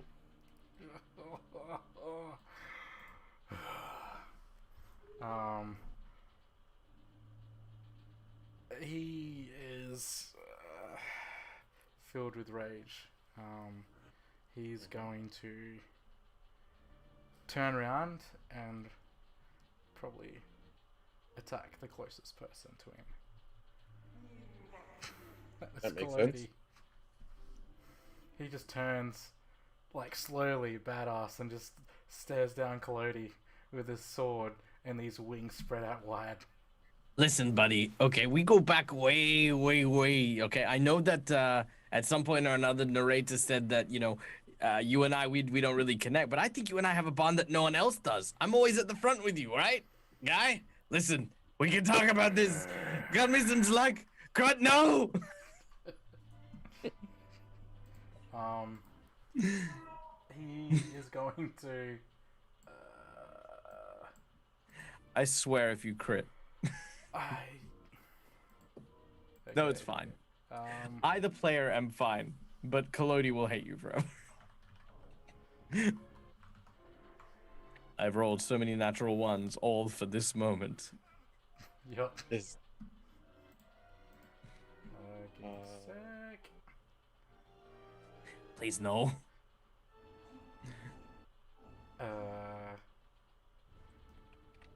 I will swing with nothing in my hand. Yeah. So he You can't hit my token. You can't get me. can't get me. Sorry. It looks like Fantasy Grounds has erased the weapon that I gave Krut, and now we're just trying to put it back, which is upsetting. Yep. So swing with the longsword that you have. Okay.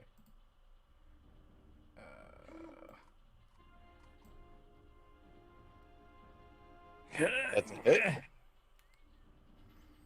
Before he hits, Clody kind of is slightly restraining himself, but then attacks. And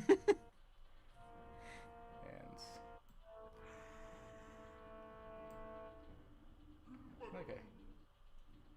That's terrible. I should be raging as well, FYI. Oh, why? Did it remove your rage? I think it did. Ooh, right, there you go. He is then going to. Can I pick up Clody by the throat and just throw him behind me? Yes. Back the other way. Yeah. So you just hold roll athletics against Colodi's fortitude. So you have an extra +6 damage on that when you rage. 8, 9, Question 10, mark? 11, 12, 13. Yeah. Oh no, that would down Clody. That definitely downs Clody. Yeah, you throw his very raggedy, limp, exploded body. It showers the ground. Clody is unconscious. I don't think Clody can be killed outright. But he can Malvolio. still be thrown, right? Oh, yeah. I don't feel so good, Malvolio. You want to Am I toss him? okay? I can't feel my legs. They're over there, Kalodi. Don't worry, I'll get them back later. All right. So you toss Colodi far behind you, and it lands in a heap next to Cassandra and Nexon. Last action, I'm just gonna command the owlbear to kill the skeleton.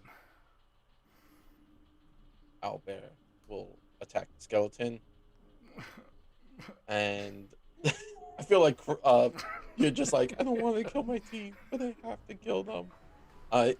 So on its next turn, it will attack skeleton, and Rain is your go. Okay, I'm gonna keep attacking Noalia. I don't know why, and she's not. She tried to hurt Yes. me.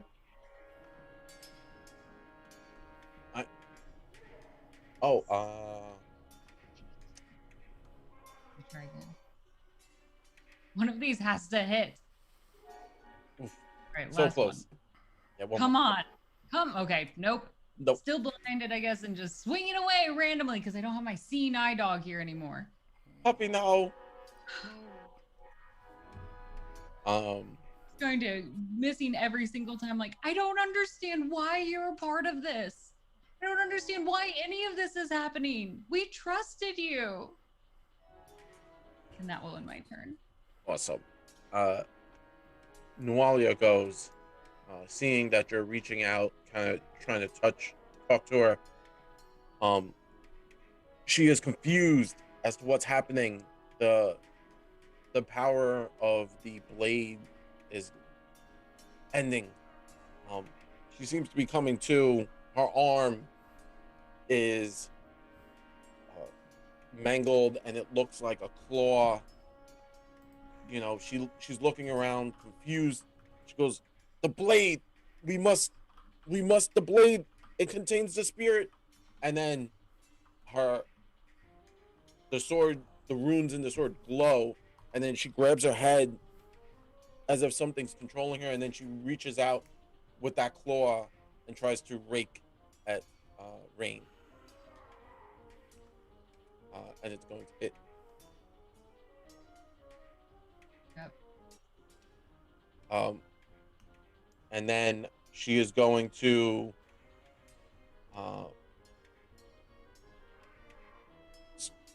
try to like fend it off, and she looks at you, Rain, and sadness, and it looks like she's trying to ask for help, but she can't, and her face goes from this pitiful cry, almost like brought to tears, and then it turns to a scowl, and now it's Nexon's go.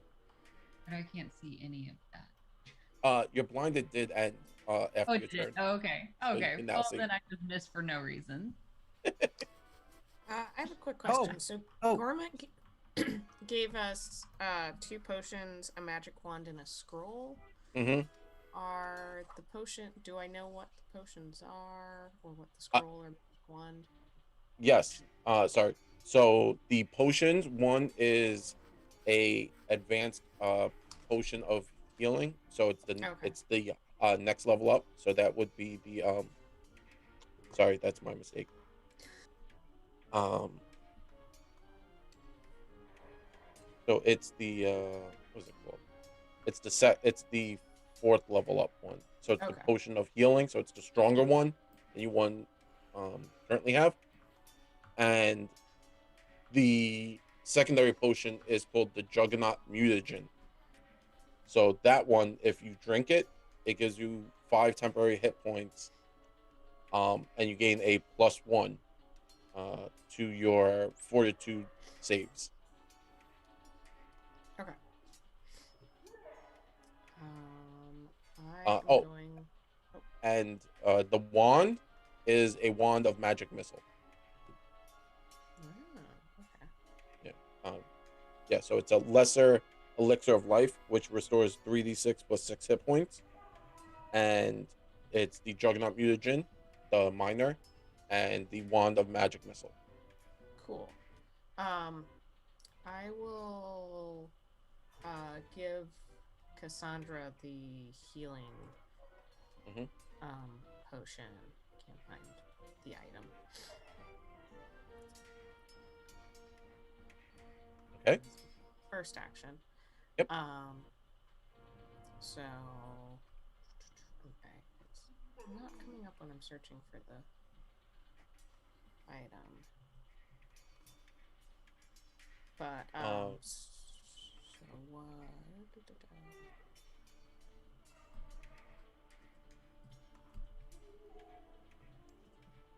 So which potion did you give her? I'm sorry. The lesser healing.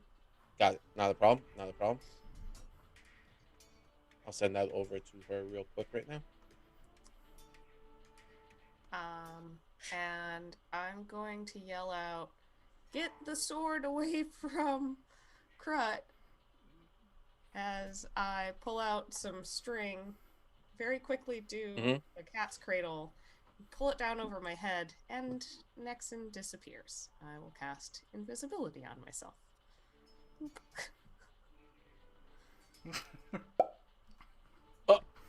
Okay. That got me. I wasn't ready for that.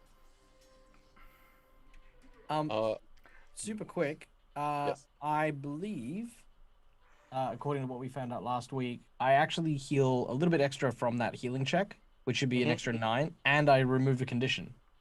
Yes, that's why her conditions went away. Oh, okay. No, she was still blinded for the rolls that she made in that. That was my bad. That was my mistake. Sorry. So she gets an extra 9.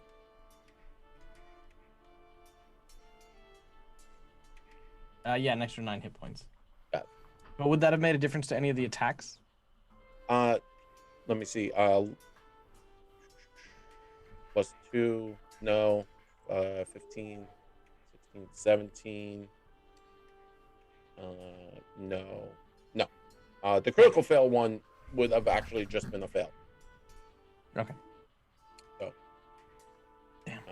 And now. You're not badly scarred. Yeah. And now Nexon's invisible. That is so cool. Never saw that one coming. On top of it all. I also like it invisible. Yeah, Crit goes invisible also. There is no. Okay. Cool beans. The weird hound thing goes. It's still looking for command, so it's kind of standing in the back, and it's gonna just retain that. It doesn't really know what else to do. So it's gonna end its turn like that. Coloni Marvolo, what would you like to do? Well, Collodi lies there and sort of goes. As for Malvolo, Malvolo. God damn it all. I am not a fighter. I have now healed everyone to the best of my abilities. Some of which was crot, which I regret. And I now I'm not a master craftsman yet, so I can't do that as a round. Okay. I'm gonna stab the hound behind me with a dagger. Eat knife! Okay. Hey. Huh. Oh. Nice. Don't patronize me. That was Malvolo, not Michael. Oh, okay. I was like, okay. Because it's like all these huge hits. Boom! Kalodi. and then Malvolo. Doink. Yeah. I'm going to. Crap. Oh, I have an idea. I'm going to suggest to everyone. Okay. I can't communicate the plan without yelling it. So I'm going to start moving. 5. I need to make an athletics check to get through them, don't I? Because they're both no longer restrained. To get through Krut or Nualia. Yeah. So if Marvolo moves there, Marvolo could go through the skeleton. Oh yeah, that's a good idea. Okay, so I'm gonna move there. So 5, 15. Yep, you still got one more. 20. Yep. 25. 30. And I'm gonna whisper to these guys. Listen. If we can get them over to the statue, maybe we can trap them behind the wall with the stone. You know, the one with the coins? I could disable it. I could have it spring up and encase them there.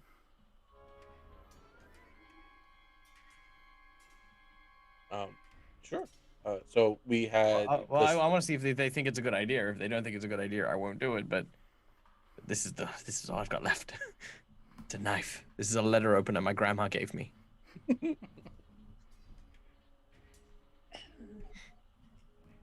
Did you also whisper it to Rain before you moved? I did not. Because that would be right next to Nualia and Krutton and everyone. So Rain, I think, if we're all sort of going, I think she'll get the message. But for you guys, it's like, it's like, hey, is this a good idea? Yes or no? Sure. I mean, do I know what's usually behind that statue? Don't care. I'm just gonna be like, the voices that were in my head, I'm gonna be like, if you're gonna ever help me now, again. I'm gonna try to out of the air. Okay. What? Oh, my heart. It's not good. All right, Kalodi, you keep him distracted. Okay. I'm gonna use a deception check to try and say we need to get out of here. They're too strong. And I'm going to look over at Rain, and I want to use my deception check to sort of bluff her and sort of wink and, the kind of try to fill her in that this is the direction we're going. So I'm going to go 5, 10, 15, 20, 25, 30 to there with my last action. Okay. And a bluff check of 18. Pass the secret message.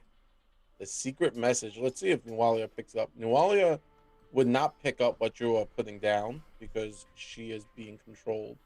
And Krut, let's see what Krut's stats are for his perception. Do I need a roll for that? It's no.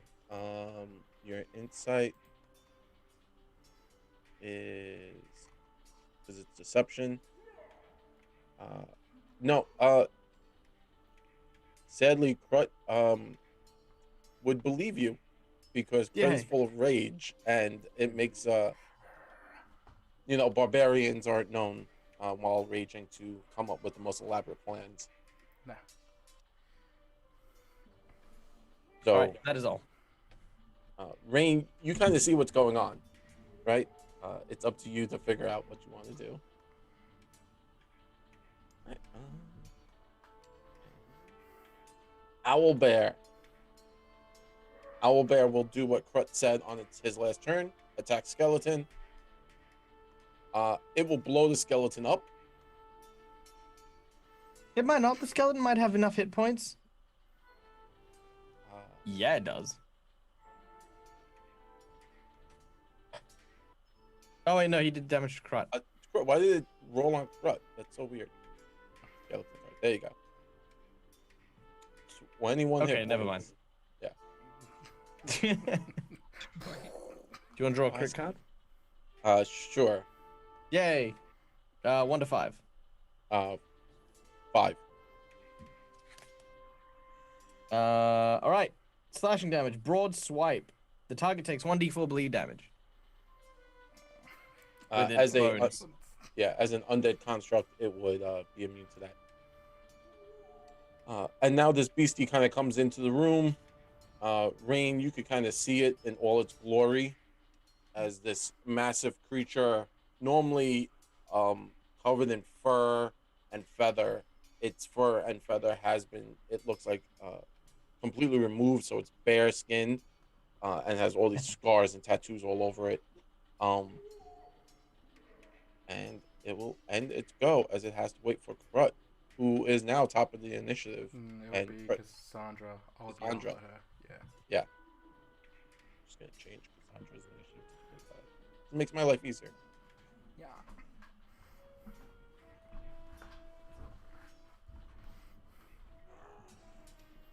Cassandra, what would you like to do? I'm gonna cast Sudden Blight on like the 20-foot area and try and get the Owlbear, Krut, and Nawalia if I can. Mm-hmm. But mainly Owlbear and Krut, but definitely not Rain. Yes. So it's a DC a fortitude of 20. Okay. Ooh, magic spells. Yeah.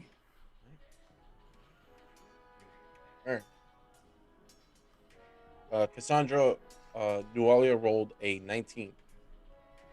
Okay. So Owlbear. yeah. Let's see what Owlbear rolls. Owlbear is actually really powerful in fortitude. I thought he might be. Owlbear shakes it off as if nothing Okay. happened. Owlbear's like, nah, I'm good. And Krut, you're just going to have to roll a fortitude save. If anyone is diseased, they take a -2. But Uh, lame. Krut does save. So what does that Okay. spell do? 2d10 negative damage. So 14 damage to Nualia. I think Nualia. Yep, Nualia is almost down with that one. That's rough. and yeah, and then I'm going to performatively run away. So I'm gonna be like, Rain, you've got to get out of there. We gotta save ourselves. Wrath is too strong, and then I'm gonna run away. Make it very obvious. Follow me. I'm running away. And then 1, 2, 15, 20, 25. Boop. I will drink the potion next time. Nice. Additionally, Krut, you do take damage because you just saved, and it's a basic fortitude, which means you take half. Okay. So you take half of that. So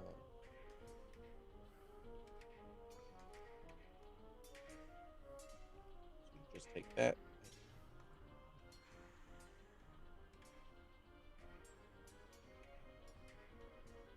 Right, and Cassandra ran away. Krut, you go.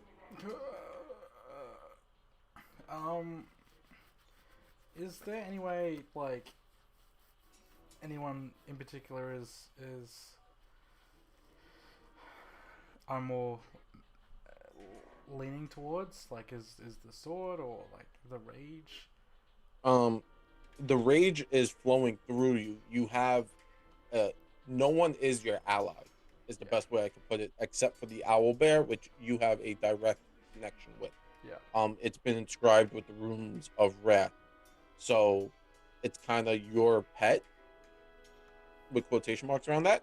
But Nualia, the Yetown, Rain, Kalodi Heap is not your friends. Yeah. So you could attack anyone you want. Okay. You know what? I'm gonna finish off Noalia. Yep. While aggressively or staring down Rain while doing this. Mm-hmm.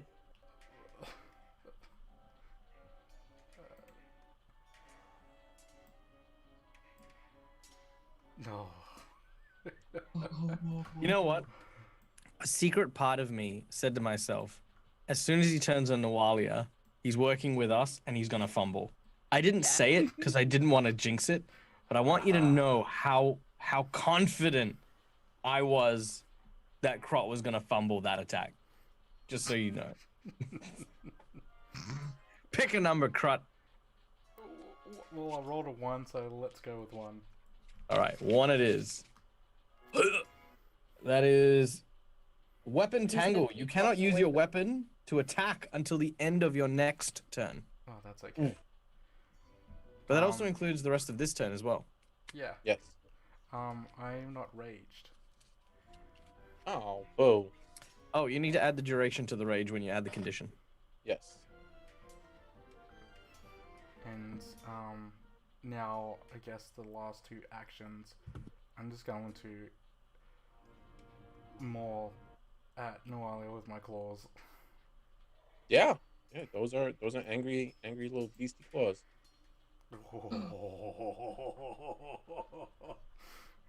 Wow. Balance in the universe. All things in balance. All right, I take back my previous skepticism. For now. 1 to 5, Krut. 5. All right. 1, 2, 3, 4, 5. That is slashing damage, hack and slash. Triple damage, and target is flat-footed until the end of its next turn. How many of these are triple damage? Yeah, start rolling. Just roll all the damage, because that's what it is. 1. Did you just do 24 points of damage with your claws? 3. And Nualia is no longer alive. Yeah, I'm staring down Rain while I'm doing this. More of like an intimidation kind of thing. Yeah. So basically Krut just starts to slash and tear and rip into Nualia, throwing her to pieces. As he goes into this friend's blood frenzy. Rain, the blood is kind of splattering all over the wall. You've never seen Krut like this before. He is mad. There is a sick grin kind of curling up on the side of his mouth as the blood kind of splashes into his face, and Nualia lets out a shriek of pain and terror as his claws rake into her. Yeah, so that's it for Nualia. And last action, I'm just gonna tell the owlbear to chase the others down the hall. got it.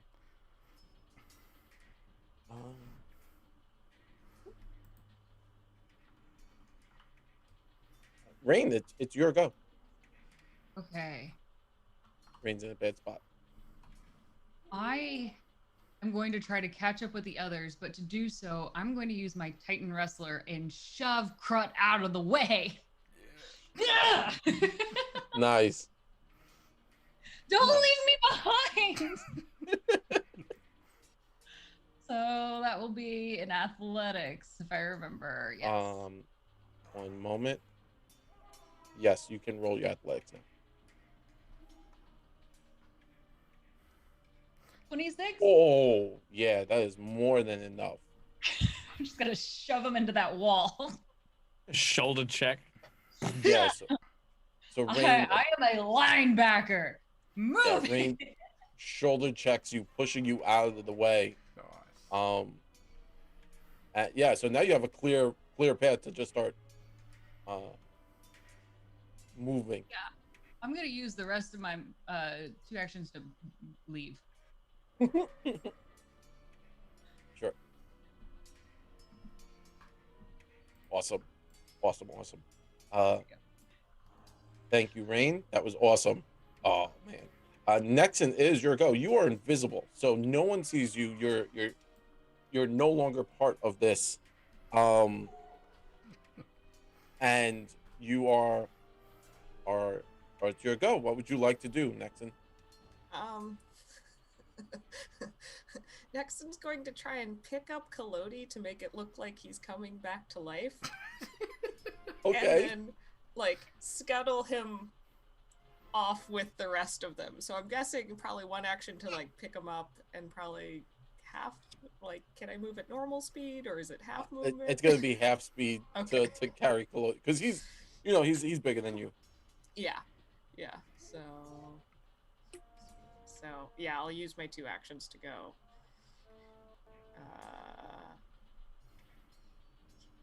To here with Kalodi. I like floating Kalodi. That's fun. Yeah, sure. So everyone's kind of like pulled back at this point. The hound, seeing Nualia fall prey to Krut, the hound's gonna move up. As it was Nualia's pet, and it's going to try its best to attack the owl bear. Seeing that the owl bear is no longer under Nualia's control, its master is dead. It's going to just try to seek vengeance. It's gonna miss. Its first one, second attack. Oh, it super misses, sadly. But that's the hound's turn. Claudie Marvolo turn. What would you guys like to do? All right. So I'm gonna say quickly this way. I'm going to hide in this kind of corner here. Mm-hmm. And I'm saying, I'll say, there are 3 doors here. I don't know if we should check them or anything, but if we can get them through here, I can trigger the trap to go back up. I'm gonna hide here. I'm a stealth. Okay, yeah. So just roll up your stealth so I can see. Nice. That's not bad. Can I like double stealth? Yes. You can like make sure to take like cover, so you're kind of hiding behind stuff. I'm gonna go with my first one. Yeah. I just get some dirt and put it on my face, Rambo style. No, I don't. I don't put dirt on my face. No. I do sir. not. Almost forgot myself. I don't touch any of the dirt. Not today. Not today. Okay, so yeah, so you kind of like push yourself into the corner, into that crack, and try to make yourself as small as possible, and not as delicious as everyone else. The owl bear, now blocked by Krut and the hound having been attacked, the owl bear will make its first action to attack the hound. It will, with its talon. And it myrtleizes the hound.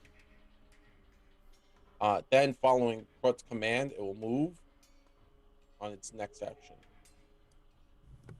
Oh, it can't move that far. So 5. By hound.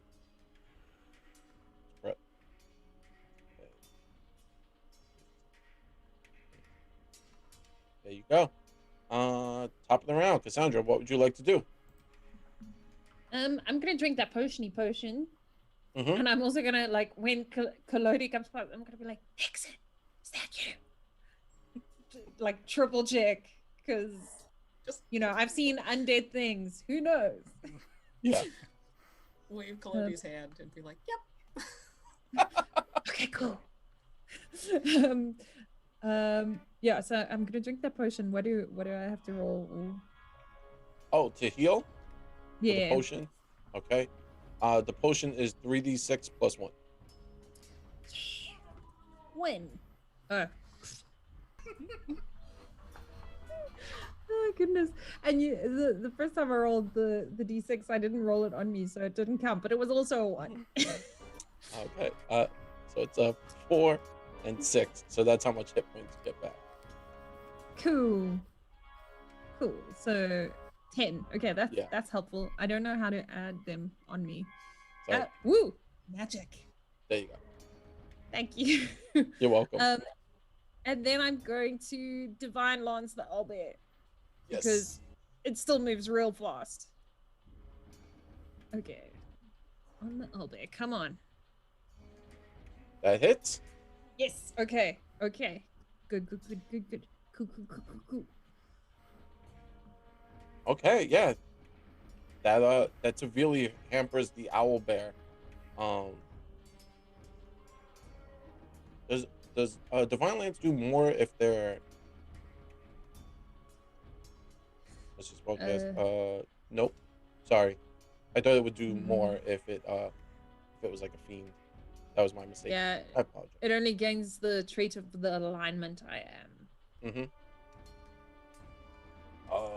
Okay, where are we? We are now up to Krut. What would you like to do, Krut? Is there any way I can shimmy through? To come through, yes, because technically the owlbear is your ally. Yeah. So. Okay, what's my speed? 25. 5, 10, 15, 20. Yeah, first action, I'm going to run up 5, 10, 15, 20, up to here. Up to, it'll reach me right next to Rain. Don't forget your sword is tangled and That it's not moving. No, It's that all is true. claws, baby. I will attack with the claws. Mm-hmm.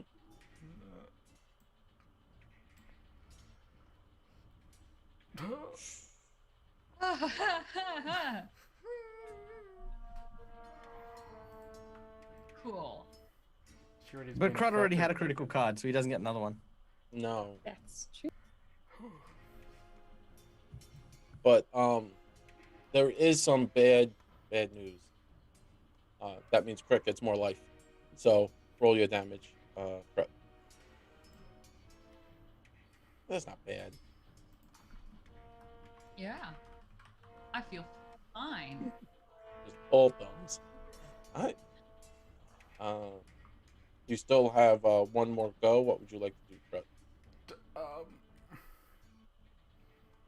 I'm going to further those claws to attack Rain again. Yeah. Yeah, that sounds right. It's fair.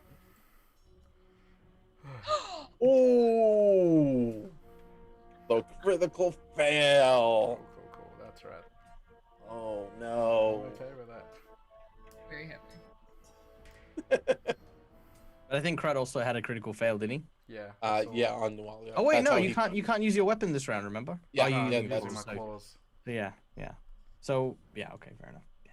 Alright, that's it. I can't do anything else. It's okay. It's Rain's go. Right. I am going to follow and move down through this. Follow Mavolo through all of this. I'm gonna wait just on the other side with him. And I'm gonna put my shield up because I'm really scared and I'm hurt and I'm not having a good time anymore. I'm gonna reach out. What are we doing back here? What's the plan? And is get the big scary monsters on this side of the statue. Then we jump out and I slam the door shut. Hey, I hope this works. I don't know. I have a letter opener. Well, if I find any mail, I'm sure they'll be terrified. No, it won't. I still wouldn't be able to do enough damage. It would take me 4 rounds just to get through a letter. That's upsetting. I am an inventor. I wanted to sleep in tonight. You all brought me here. You're welcome. We're having a good time, I hope. I swear. We're bonding. Crying. Having a small breakdown over here in the back because of you. So it's like team bonding, not tearing us apart. Yeah. We're having so much fun. It's Nexon's go. Nexon, would you like to do anything as you drag Kalodi along? Oh boy. Yeah. Oh god. This is not going how I thought it would. Yeah, she'll, trying to make it sound like in Kalodi's voice, she'll look back over at, Malvolo and say, "Hey, I think fate's on our side," and give him a nudge. Fate. Nice. And then she's just going to drag Malvolo or Kalodi back over here and then have him like fall down, look like he just is dead. Mm-hmm. Just. And I guess, cause I'm just gonna hold my action with the dagger, for if, trap goes off. Sure.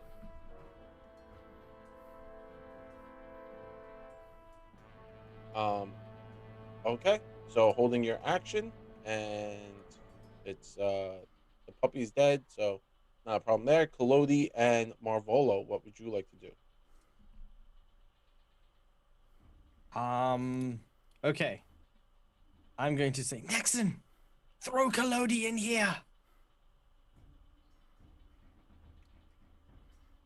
And I'm going to use my other 2 actions. Oh, well, my actions to ready an action to run out as the owlbear and Crut run in. Mm-hmm. And then, as soon as Rain is out, go, "Huh," and then trigger the trap. Yeah. Got it. Yeah, that's basically what I want to ready. Cool. Not a problem. Owlbear. So, Crut, the owlbear still will follow as you commanded it. So this is going to be weird because it has to move through Cassandra's square because it can't end on your or Cassandra's square. So it's going to have to make a athletics check to get through Cassandra's reflex. I'm gonna trip him up. It passed it. It got a 31. So I'm going to assume it gets that. So it kind of follows, and it's now stopping near Kalodi and Cassandra, and it's confused. It can't get. It realizes it's a small spot, and it's going to use its last action to do the creepiest ability that owlbears have, and that is the blood-curdling screech. It screeches that terrifies its prey. Each creature in its area, so everyone that can hear it has to make a will save. DC.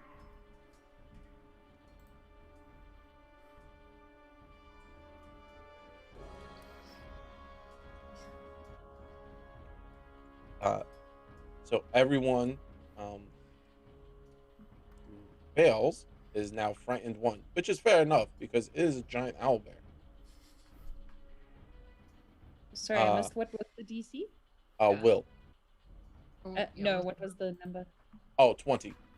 No, I definitely didn't make it. Oh, except Marvolo. Marvolo Oh, has no. seen worse. No. There's a scene from the Avengers, right, where Rain is sort of next to him, going, "How is it that you're not afraid, Malvolo?" And Malvolo turns around and says, "That's just it. I'm always afraid." Goodbye. Thank you, Mac. Oh my lord. Thank you for the donation. Thank you very much. Awesome. Thank you so much. Whoa! Thank you, Mac. That is awesome. I presume that you've sent Eddie the right information, and we shall find out what happens with it. You just watch this like, well, they need help. Right, so we have Cassandra, Rain, and Nexon have all received the frightened condition. Because this is pretty terrifying. There's a giant owlbear trying to eat their face, and their best friend, one of their friends, is no longer with them. Cassandra, it is your go. So you're kind of stuck between a crut and an owlbear. Okay, I'm gonna divine lance the owlbear because maybe I can run over his dead body.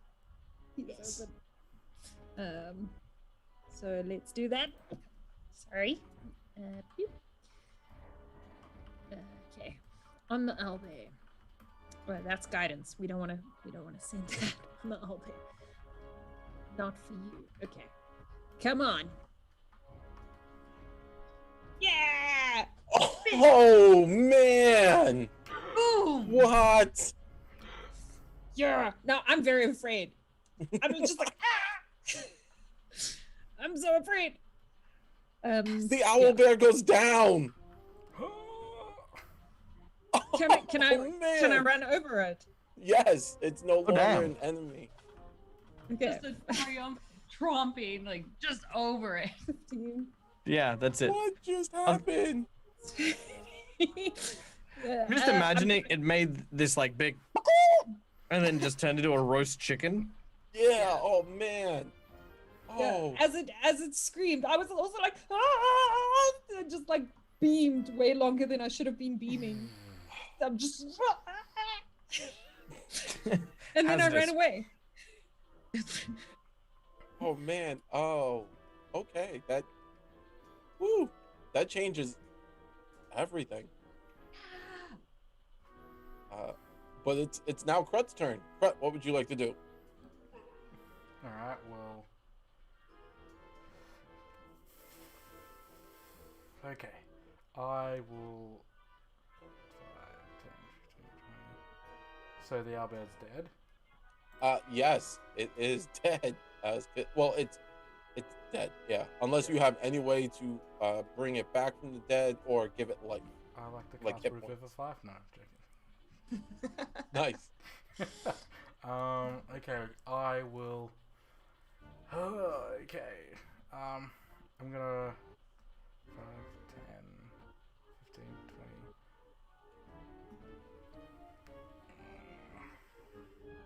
Nexon's invisible, so wait. Yeah, Nexon's doing the invisibility dance. 10, 15, 20. Oh well, I guess will have to continue chasing them down through the door. No, You could I get- see Collodi. I see Collodi moving. I will attack Collodi.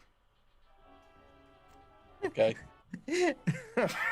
I'm sorry. That was my hope. Poor Kalodi. Good I job. Bye, Kalodi. I now draw my sword now that I can carry it or wield it, and Yeah. I'm gonna- Oh, 1 second. I now need to give Kalodi statuses because Hey, isn't gonna just aren't I unconscious and broken? he is unconscious and broken.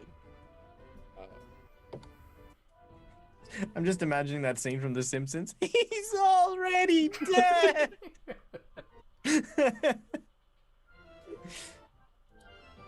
All right. There you go, Kalodi. All right. So go crazy. yeah, that's what I'm going to do. I need to be raging as well. What? They went away again? Every time. See, this is why Krut's the bad guy. He constantly keeps making me have to deal with this rage. That is a critical hit to Kalodi.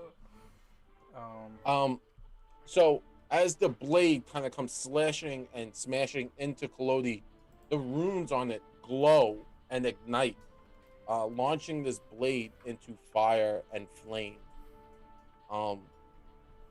So this isn't a normal blade. This is a blade of malice and hate, of rage and uncontrollable, um, anger, and it wants life. It wants to destroy all.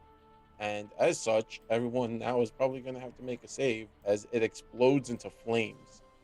There was a timer on this blade that we had set up, and I didn't think you guys would get to it, but we did. So we're here now. Do we have cover at all? You guys do have cover. Does that Probably prevent don't. line of sight and makes us not make reflex saves? Cover does give you help for this. Damn. Okay. That was worth a shot. Yeah, so it's a 20-foot burst. So it's everything in 20 feet. Krut also has to make the save, as the blade doesn't care about the wielder. It just cares about the rage. And it's reflex. So for those of you in cover, let me just...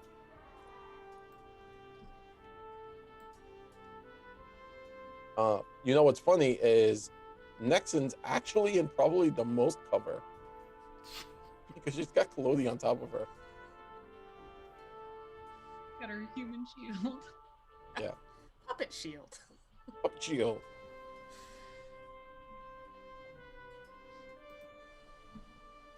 So everyone has a +2. So Nexon has a +4 to her reflex save, and those of you behind the wall,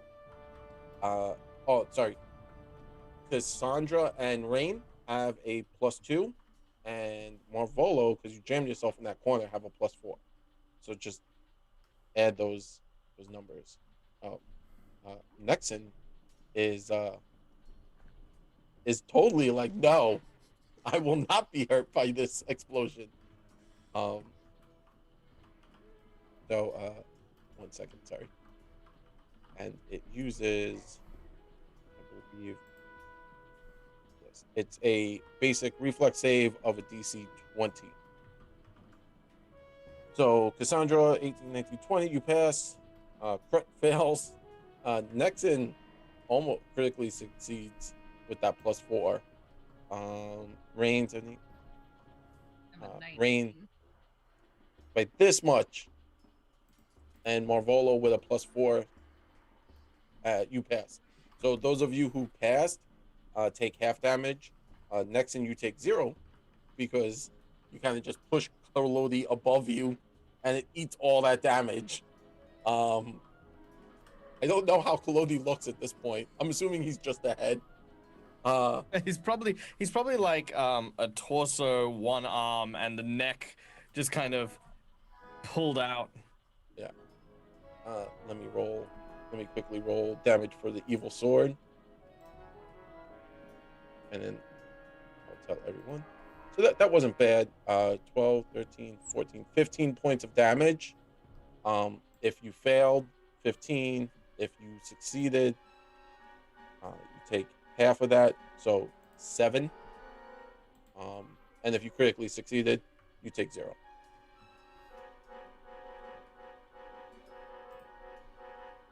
I'll do that. For everyone. Ooh, everyone looks rough.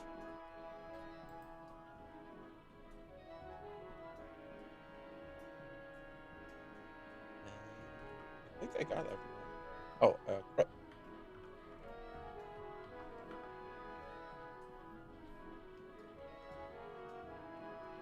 okay. Sorry. So that was Krut's first attack. Krut, what would you like to do on your next attack? Okay.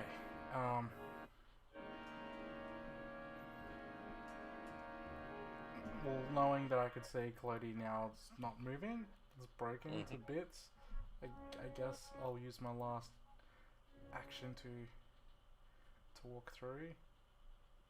Am I able to do that? One. Yeah, you could move into Yeah. Into the just to the hallway. Yeah, Yeah.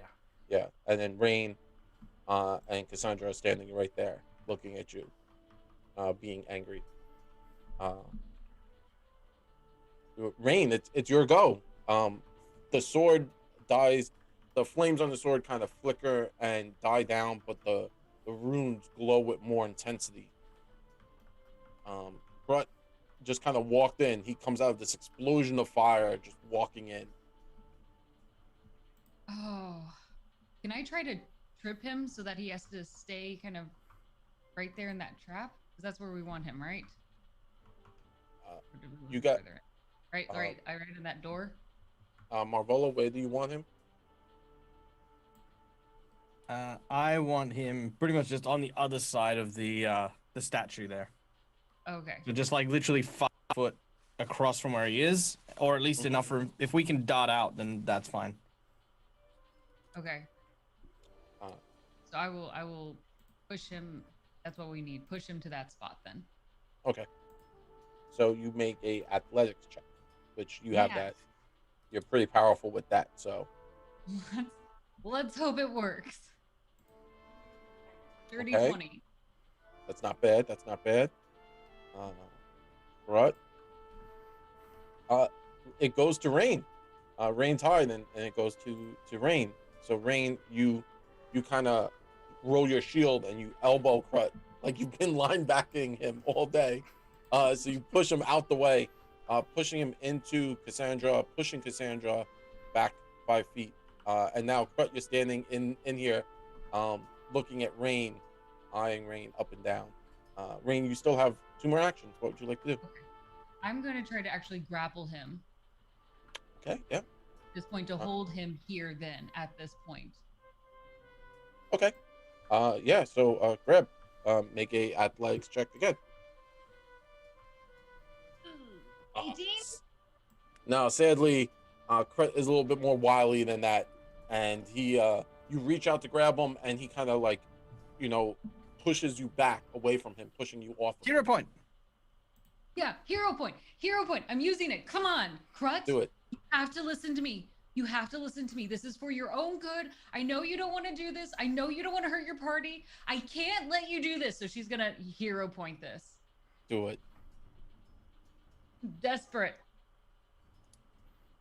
Yes! Much better. Fair enough. So you're able to grab Crut now. You lay hands onto Crut. You're holding him. His wings beating. Yeah, so you have him. We're just like, just pretend this is a hug. This is a hug. You can calm down. It's gonna be okay.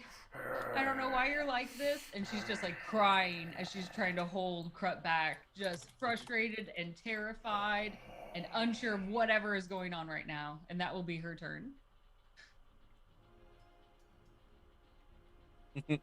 Not a problem. Awesome. Yeah, so you have Crut. You still have technically 1 more action. You could just relinquish it. Or you could try to knock him prone, but that's gonna be another athletics check, and we could roll it. I'm happy. I'm gonna be happy with the grapple. Not a problem. Stay here grappling him. Big old Awesome. hug. I got you. Nexon, what would you like to do? The explosion washes over you. You can hear Crut's footsteps kind of stomping past you. Collodies in heaps. Yeah. I'm just gonna let go of Kalodi. He just turns to dust in your hands, like just crumbles. Oh God.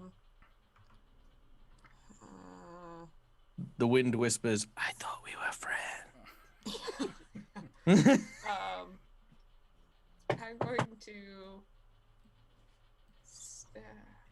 going to get this freaking sword away from him. I'm going to cast Nudge Fate on myself.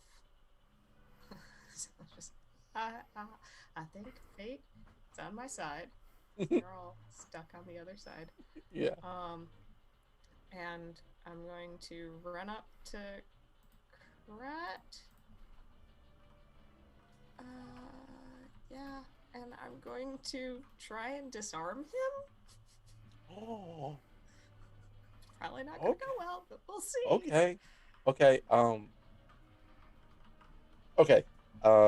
Numbers. So is that athletics or? It is athletics. Sorry, one Okay. moment. I am trying to figure out how this is going to work with being an invisible person, because you are. This will drop your invisibility, of course. Yeah. It's technically an attack, but So I'm just trying to. So you're hidden. Ah, got it. Okay. So make a athletics roll, and he is technically flat-footed to you because no one sees you. So anything you do, you're a sneaky, sneaky person. All right. I'm gonna spend a hero point to try and reroll that because that was awful. Yep. All right. Nope. Ah. So, which.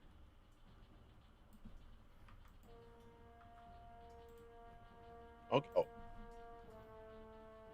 Okay. I did have Nudge Fate, so if making it an 11 makes a difference. it doesn't. Not a lot, right? Like not a lot.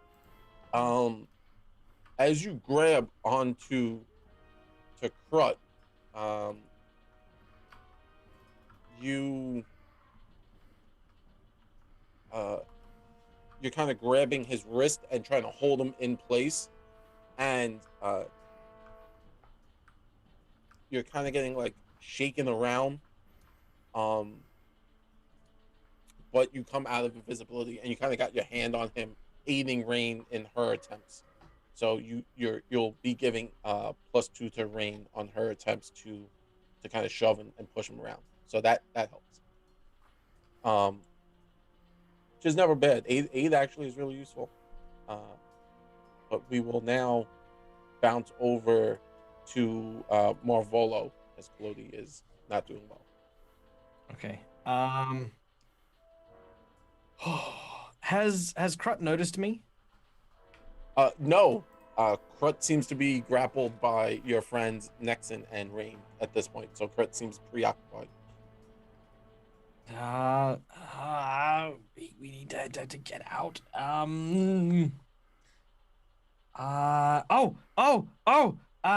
I'm not going to grapple Krut, but seeing as both of them are grappling Krut, I'm going to take my toolkit, and I'm going to get my hammer, and I'm going to get my nail, and I'm going to, on his collar, I'm going to nail it into the concrete. Pank! Can we fix it? Yes, we can. Sure. So you're trying to craft him to the ground. Craft him to the ground. I'm a crafter. That's what I'm doing. Not a problem. Please make a craft check. Oh. There is a god. 21. Okay. So you're so you slam this nail into the ground, and it's okay. It's there, and it's now making it harder for Krut to move. He will now have he is grappled. First point, so he is kind of restrained at this point. He'll just have to make a check against your craft check, DC, to pull himself loose. So you've restrained him, which is nice. Is he immobilized? He is not. He's just restrained. But he is grappled. Okay. Then I'm gonna go quickly now, and then I'm gonna duck over here, and I'm gonna ready an action to do the thing. Yes. Okay. Sure, not a problem. Uh,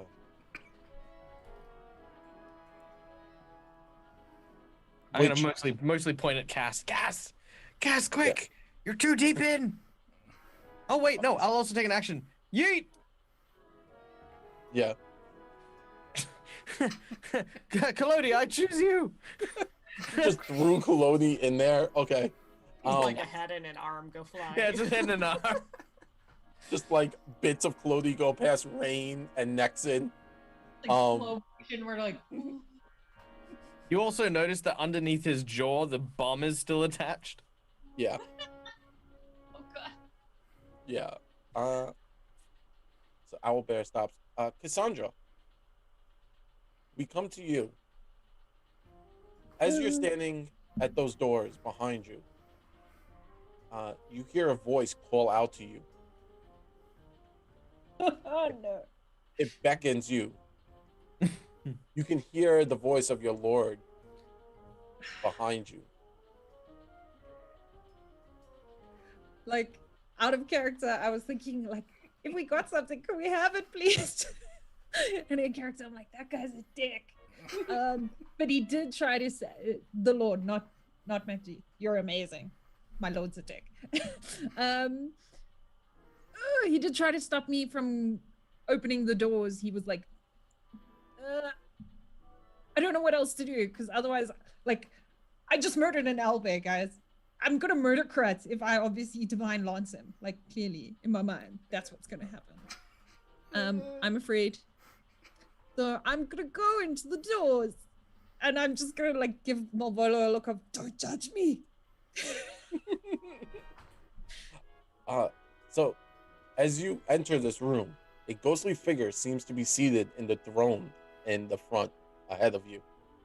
Oh, He crap. seems to be addressing an audience.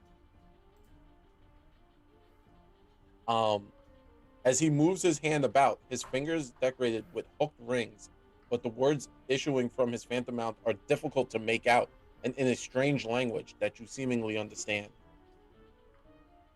It says, "Is upon us, but I command you to remain. Witness my power, how Aslanteus' petty wrath is but a flesh compared to my strength.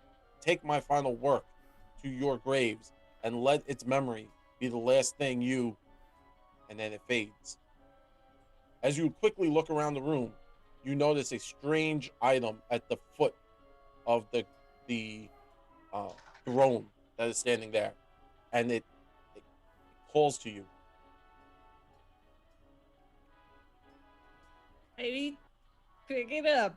Is this still part of my move action? Are we still Yes. in time? What's going on? Well, yeah. So we're gonna play this out because this is a thing that happened. So we're gonna play this one out for you. So you still have your move action, so you get up there, right? And Yeah. 5, um, 10, 15. Yeah, I get there. yep, so you're still there. And as you look down, you notice this ornate rod. So it's a little bigger than a wand. It's beautifully engraved with jewels. It would be something the Runelord of Greed would have kept in his palace, or maybe with him, something he would have cherished and held. You, on the other hand, are not of greed, so taking it doesn't really bother you so much. But this is a wondrous item, something rare. You've only heard tales of this, and you pick it up and you can play with it. Okay, but as an aside, I am from Greed. Yeah. Oh, So, okay. so yeah, but you're not in greed anymore, so it won't really Oh. bother you to take it. Oh, okay. Yeah. Like, I gotta be honest, maybe if I had that chance, I would have tried to steal it back in the day. Unsuccessfully, probably. Okay, is that the end of my turn? Yeah. Cool. No, you kind of grab it. You moved into the room. You still have your movement, or you can try to identify the rod, which is a action. I will try and identify the rod. I feel like for once, Karzog is gonna give me something. The hounds of hell are like they be it so. Yes. So as you look at this rod and it glows, okay, and it's a magical item, and you realize that it can cast a number of different spells from it, but seeing how you would have to spend at least 24 hours to get to know it better, right? Taking on a date for a walk, you know, you could blind cast from it and just do your best. Cool. Cool. YOLO. Yeah, at this point. Okay. It's Krut's turn. Krut, what would you like to do? Try and break free. Please don't.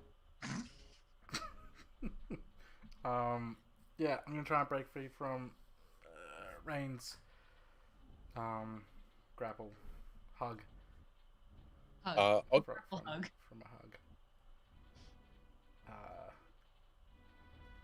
What does one need to roll? To break free is a athletics or a acrobatics because you're trying to escape. So you can either kind of like flex her off or nimbly slip out of her grasp. No, I'm gonna flex, bro. Flex, son. Oh. I believe. Let's see what Rain's fortitude save is.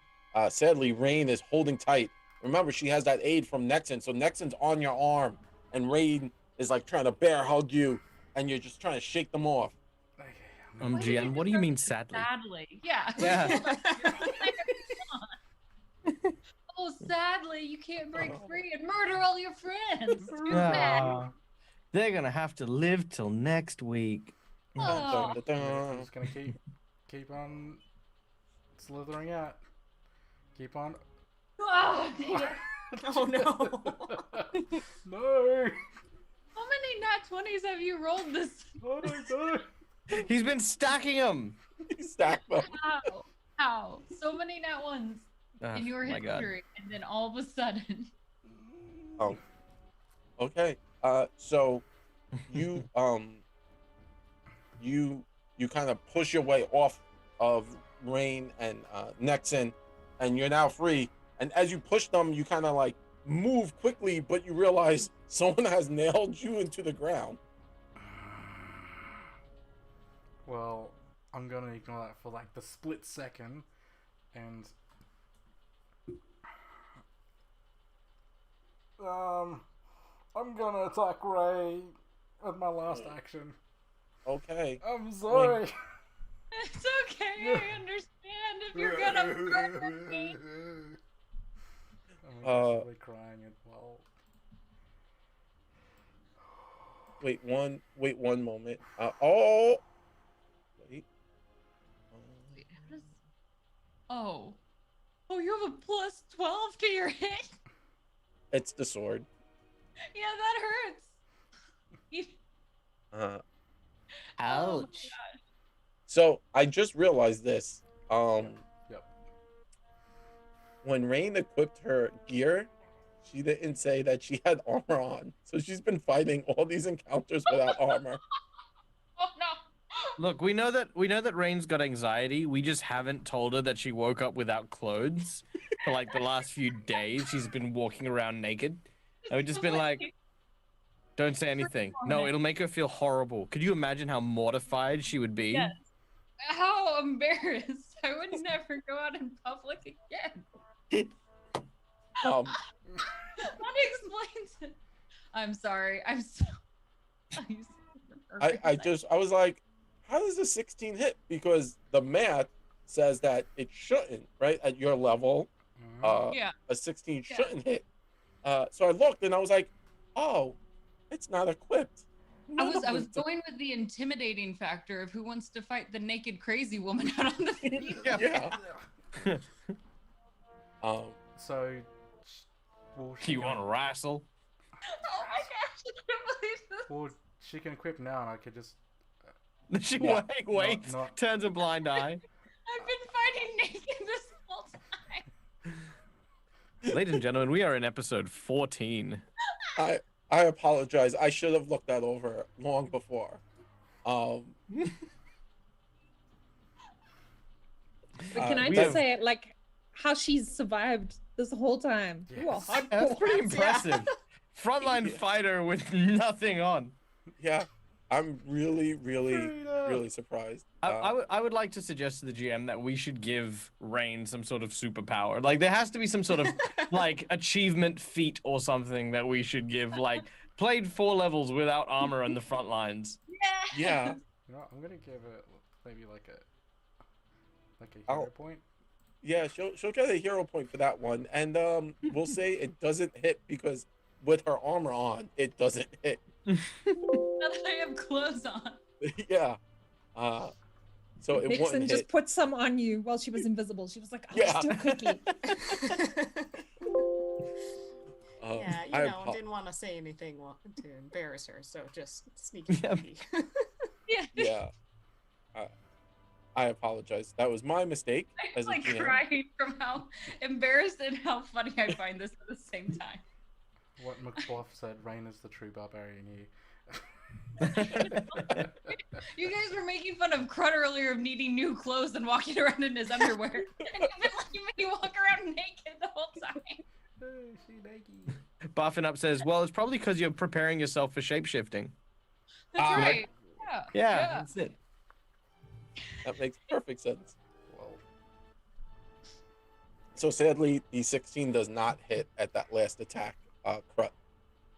I'm taking that away from you yep. because it was my mistake. I apologize. So it Rain's go. Okay. Yep. I'm ready for this. Now now fully armored, Mhm. and I'm going to try to grapple. Let's first try to shove Crut. I'm gonna try to shove Crut, kind of grab him and swing him over in like this direction. Yeah. Over to that open space. Sure. With the nail? I'm gonna try. Oh, yeah, she's gonna be rolling against Marvolo's craft DC. Yeah. Yeah. Let's see how strong I am. Okay. 23. Marvolo, your craft DC is pretty freaking high. Yeah. Oh, you're using the previous one. My previous one was Oh no, it's just 10 plus your crafting, which is a 20. 20. So it does pass. So you're able to throw him, and the nail kind of comes with Crut, and you kind of push him 5 feet closer to Lodi. Crut's kind of getting bounced around. So Rain, you kind of clear that. Okay. I'm going to then use my second action just to tackle him. Okay. No, okay. no. Come back out this way. Well, I have to get there so everybody else. Oh yeah, I guess everybody else is all the way over there. Yep, just bring Nexon with you. Yeah. Okay, that's what we're gonna do instead. Just kidding. Just kidding. I can't pick up Rain anymore. Okay, thank you. I was like, I can't move. She's like, oh god, she's stuck. I think you decided I'm not allowed to move my character anymore. I'm not in charge of her. You're not allowed. There's no I'm more of this. responsible enough to even dress my characters. Yeah, the PC just looks up at the sky and goes, I trust in you. All right, I'm gonna pick up Nixon and we're gonna bolt it. Yeah, so you push back out, and kind of move backwards. What about Cassandra? Everyone's out. Oh shit, yeah, I forgot about her. She's dead, leave her. She's dead. Leave her. I'll wait as long as I I can. did look very bad. I was decomposing. So Yeah. I mean, That's true. It is Nexon's turn. Nexon, what would you like to do? I don't know. Sorry. Hurt. But,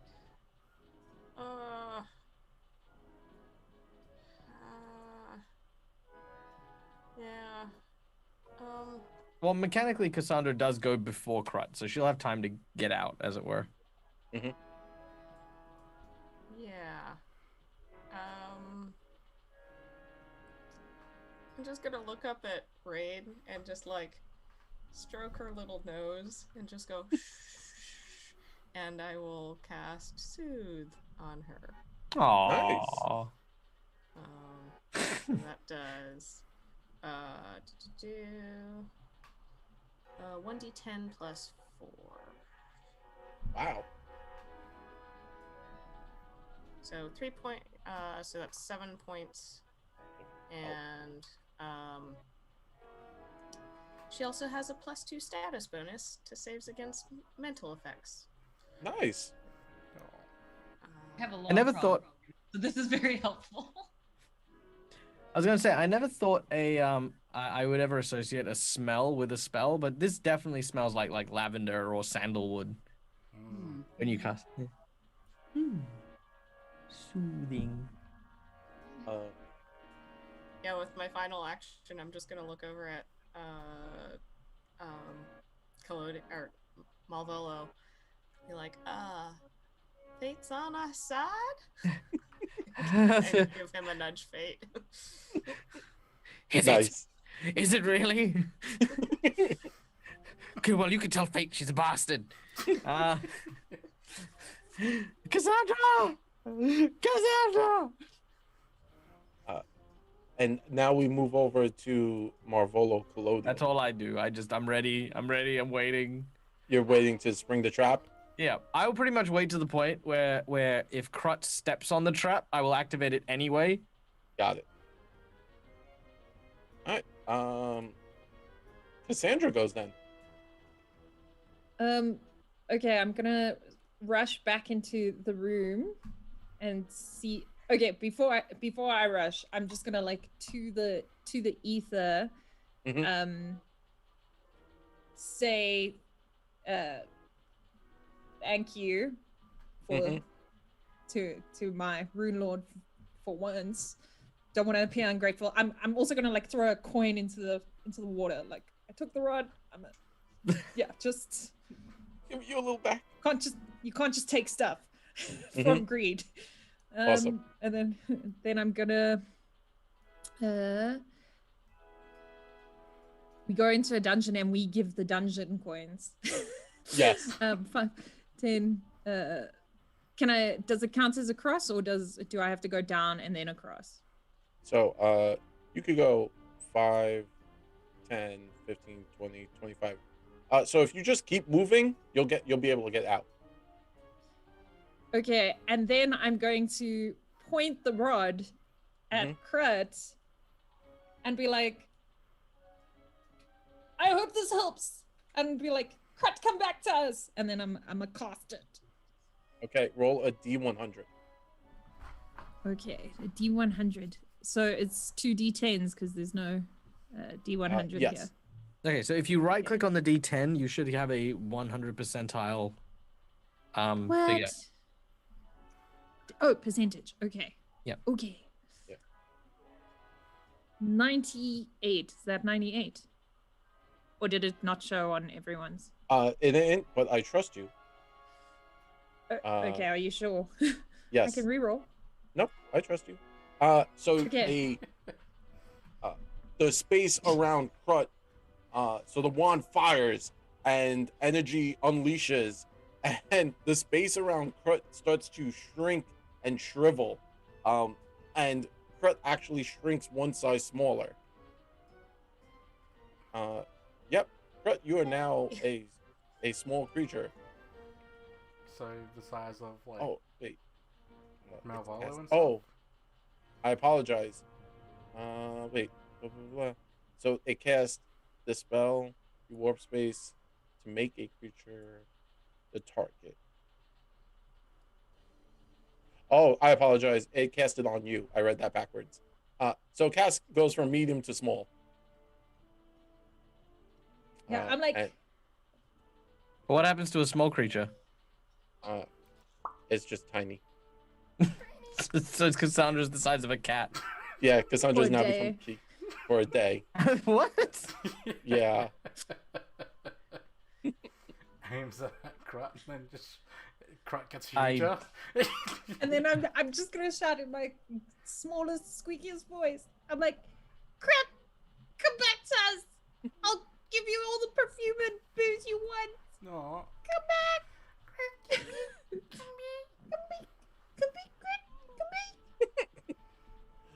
Malvolo has no idea what to do with this information. He's so confused.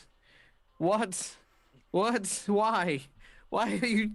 And I'm going to spring the statue. The statue. The statue flies up at this point, slamming into the ceiling and sealing Crut behind it. We are officially out of combat. Crut, you're kind of stuck back there, man. Sealed off from everyone else. Still full of rage, the sword controlling you. I'll continue to roar and shake the ground with my fury of rage and still let them know that I'm here. Mhm. Or, yeah. Malvolo reaches into his jacket, pulls out his detonator.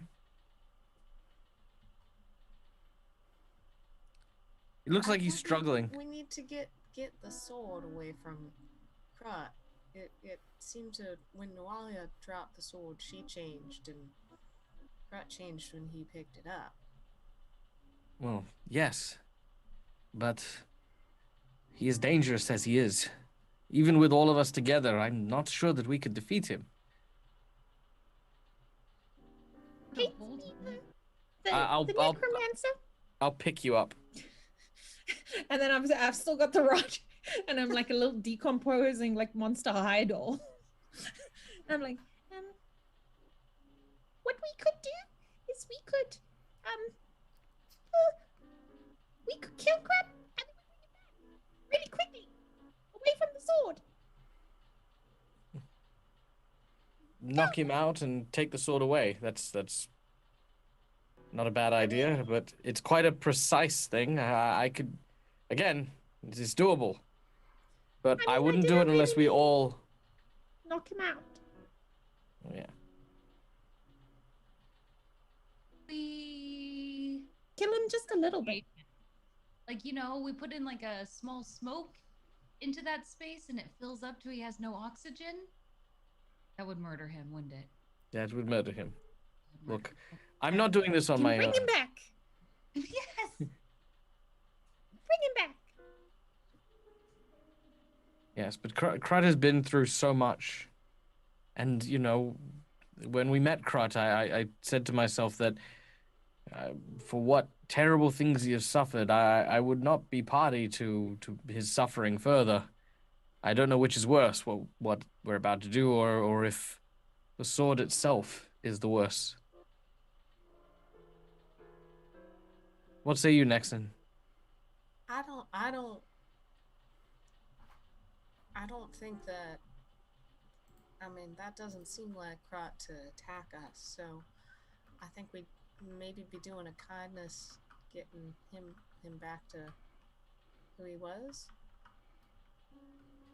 All right, I'm gonna take a deep breath. Now, I have no idea how strong Crut is. Nor do I have any idea how many of these will eventually take him down. But I have no limit on the charges to explode the Collodi bot. And I don't need Collodi to be intact to use it, apparently. And it can be a 20-foot radius if I want it to be. Is there like a hole in the door that I can peep through? Because I'm small now. It's a pillar of coins that have seemed to melted together. So it's kind of like a pillar that goes from ceiling to floor. You can still hear through it. You could hear Crut's rage and screams on the other side. and every time he slams the sword into the pillar, it does shake and vibrate. And you can hear that continually happening over and over and over again. Guess when it goes quiet, we know that is down. How do we open this thing back up? Without saying it too loudly so Krut doesn't hear, I show them the coin slots and I say we put coins in and it'll open. Nexon will pull out and get ready the amount of coins we need. Which I think was 1 gold. And I'll start counting.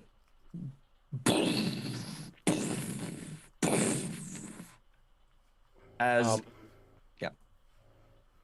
So as that's going off, you can start to see and smell the it smells like brimstone at this point coming out from behind the pillar of coins, and the coins actually start to become hot to the touch as Marvolo just keeps firing the explosion on the broken Kalodi bot. I'm gonna keep doing it until I can stop hearing the roaring. Okay.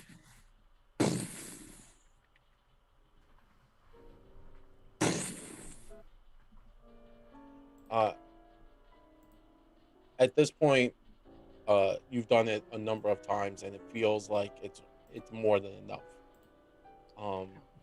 I wanted enough. I don't want more than enough. All right. I'll stop and I'll wait to hear. Is there any noise? Currently, there's no noise. I'll shove the coins in.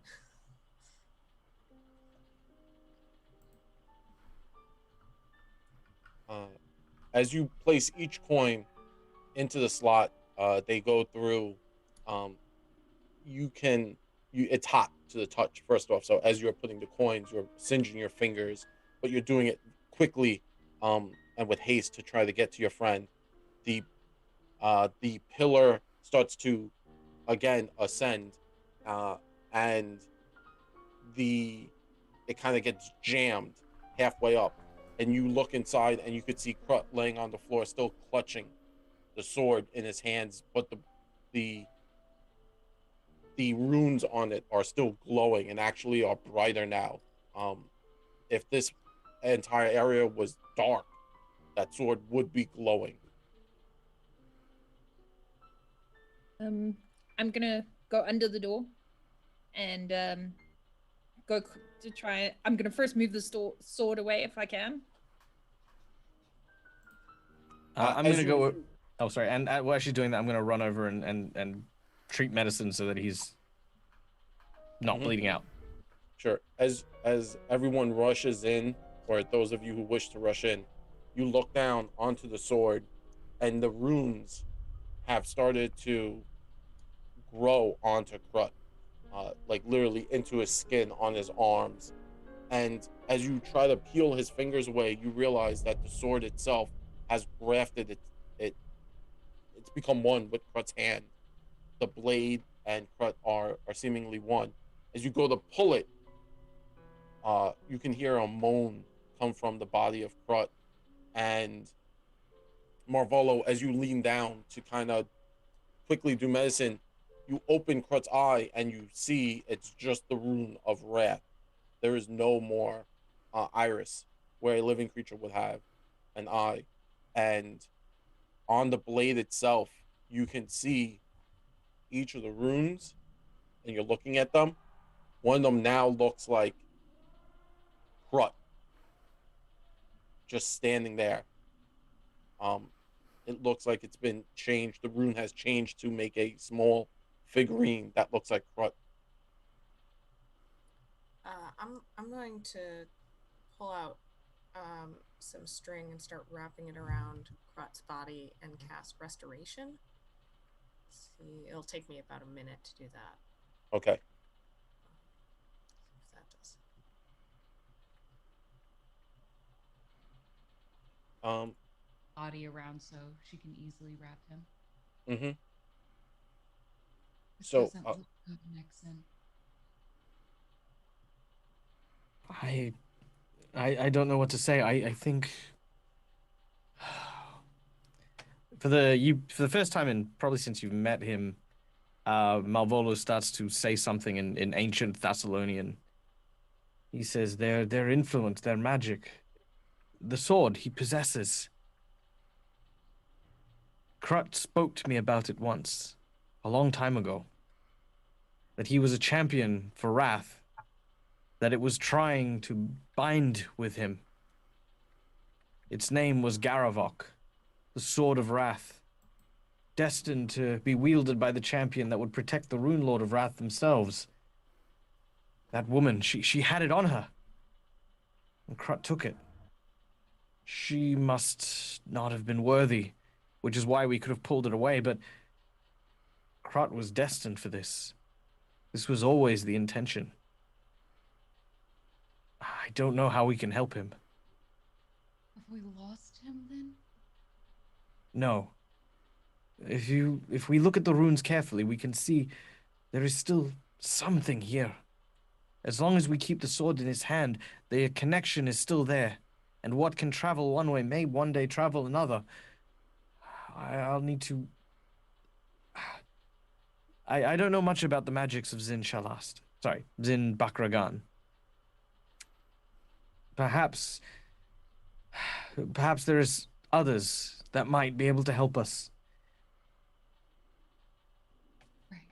Until then, would we just keep him here? Perhaps. We can't let him wake up and start hurting everyone again, or... What do I see around the room here? In the room, there are a set of double doors behind Krut, and next to Kalodi is a set of double doors also. As Rain, you're holding Krut up, allowing Nexon to tie her string around him. Krut's one good eye pops open, and stares quickly up at you, Rain, and it seemingly changes back to normal. He reaches out and grabs Nexon. Not hard, but as a friend. Right. Can you hear us? Yes.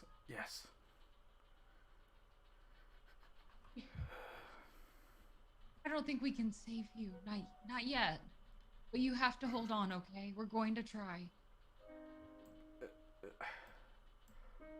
I still feel the rage. I know. But you're stronger than this. You keep fighting this. You don't ever give up, and we're not giving up on you, okay? You just keep pushing it. This is not who you are. You get to decide that. You get to decide who you are, and we are going to do everything we can to help you. You have to give us more time.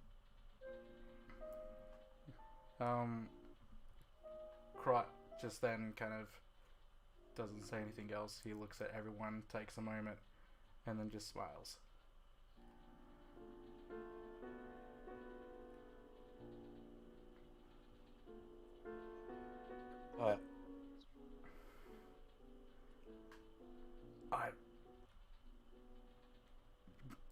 I'm not going to last. Leave me here. We can't do that. We can't just... There has to be something. She's gonna look over at, like, Malvolo.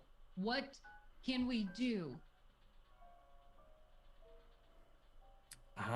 What's in the rooms nearby? This Sure. this must be where Nualia took the sword from. There must be something to contain it, to something where it was being kept. Behind Krut, behind those double doors, not behind those double doors, on the double doors, there is a outline of a 7-pointed star. Its shape covered by hollow slits grace the spot where the handle should be. So it looks like maybe something goes in here, and that would be where it could go. There's a small slit. Sorry, which of the double doors? The ones. I'm just gonna move you. Oh, that's correct. Oops. There you go. please. I try to open the door. It's jammed. It seemingly needs something quickly, something around here, uh, to kind of unhit, like to unlock. Nuali might have something on her person. I'll ask Nexon. Nexon, on Nualia, is there a 7-pointed star? Something that might, I don't know, like fit?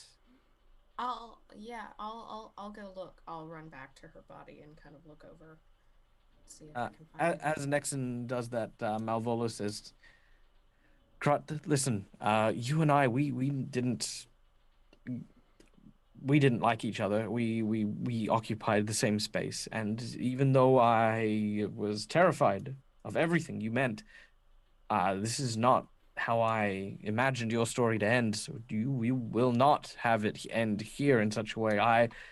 I will use every ounce of my skill and my knowledge to figure this out.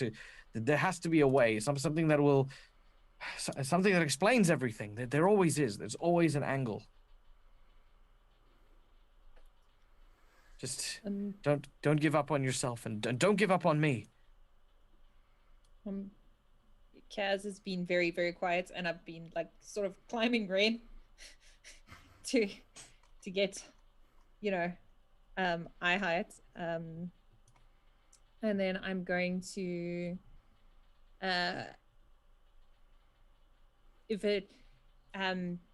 gonna sort of go to his hand, and I'm gonna put in, which is now, I imagine, tiny because it was on me, the perfume bottle, and I'm gonna close it in his other hand, and I'm gonna and then I'm gonna like give his hand a kiss, and I say, I'll come back for you, and then like it's not creepy for me, but it's gonna come out creepy, but and I'm gonna say, like, living or dead, I'll come back for you, and then I'm just gonna sit on Rain's shoulder and be quiet. Yeah, Nexon comes back with a amulet with the 7-pointed star, and she'll hand it off to Malvolo. I'll rush over and try it on the door. It fits as if made specifically for it. You turn it, and the room, the doors kind of creak open, and an overwhelming wave of heat comes out. This room itself is lit by what looks like a pit of swirling, churning fire. As the door opens, Nexon, Rain, Cassandra, Marvolo, you see Krut's eyes kind of widen in pain, and then his pupil starts to change back to that runic symbol, and Krut, you can feel the wrath kind of flowing over you even more. You know that this is probably where they had locked up the sword previously. The sword definitely doesn't want to go there, but it's a good spot to put it.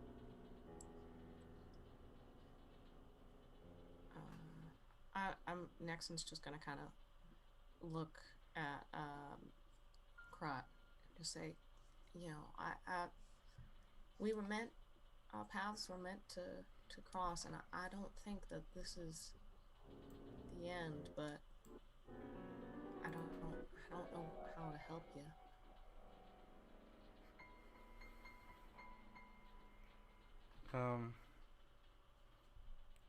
Krut takes his time to look at everyone one more time, and then just says,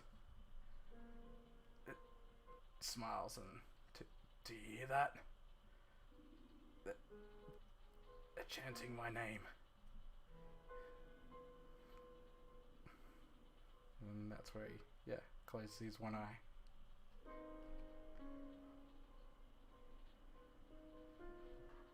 Quickly, bring him here. This room is containing at least some element of the energies of the sword.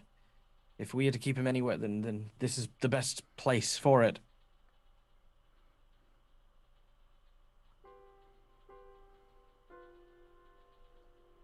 Rain, you drag Crut over. Obviously, everyone can follow. Um, and you place him in the room. He seems to be at a weird peace with what is happening. Uh, his wings kind of fold around his chest, um, and the sword still glows. And it actually, as it comes into this room, it glows brighter and angrier. Like you get the sense that the sword is angry to be in here. But Krut is clearly fighting it. And you place Krut down. You stop for a moment, give him rest, and then you step out. Or, I mean, you could stay with Krut forever. It's up to you. You're muted. You muted yourself. No. I don't think so. There you go. Okay, maybe I'm just not talking loud enough into my mic. My apologies. Okay. No problem. I'm going to give one last look at Krut. You have to stay strong, and we're going to be back for you. You can do this. Champion of Sandpoint. And she will close the doors behind her. Wait. Just beforehand, do you all have? And Malvola will take from around his neck, which he hides in. Always, the only dirty thing he actually has on him is the small object that Krut made for him when they first met. He takes it out and he hands it to Rain. Would you? Of course. Yeah. And she will take that and place it by Krut. Yep. That's our promise to him. We're leaving our promise. The next time I see you, you better give that back to me. And as the doors close, I'll take the 7-pointed star and place it back in and lock the door. Mm-hmm. The doors close with a heavy lock behind them. At this point, you seemingly have completed your task here in Thistletop. You've stopped whatever horrors were coming, although losing a friend.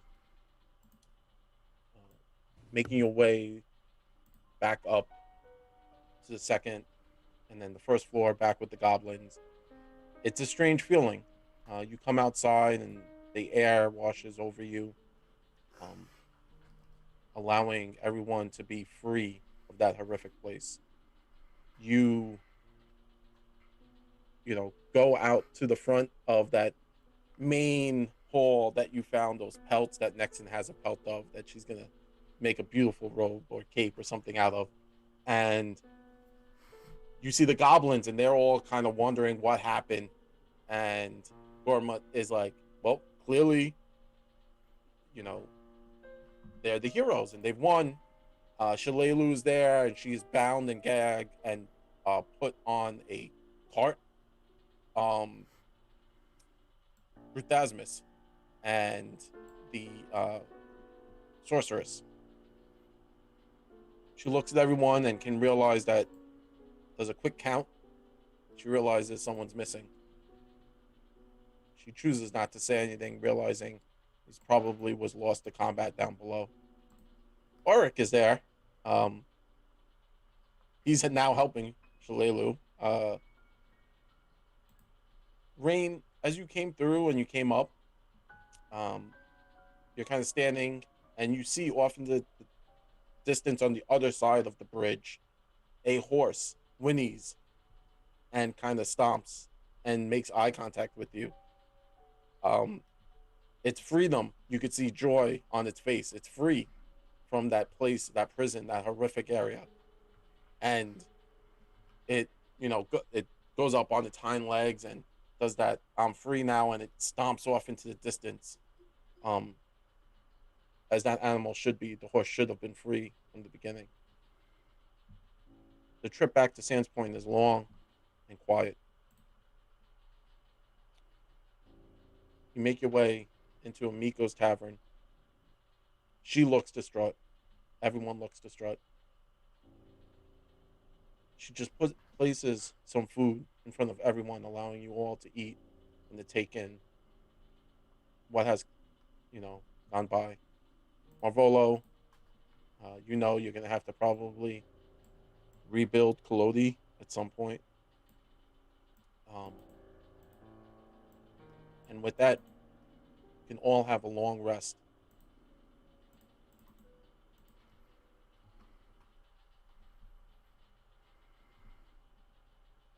Off into the distance, the scene transitions into a lumber mill. You've not been here, but there's sawdust and different tools. It's fairly large, and the sounds are of the evening. You hear an owl in the distance, and you see a cloaked figure wandering and walking into the lumber mill. As they do, the light of a lantern lights their face up, and you see it's a young woman.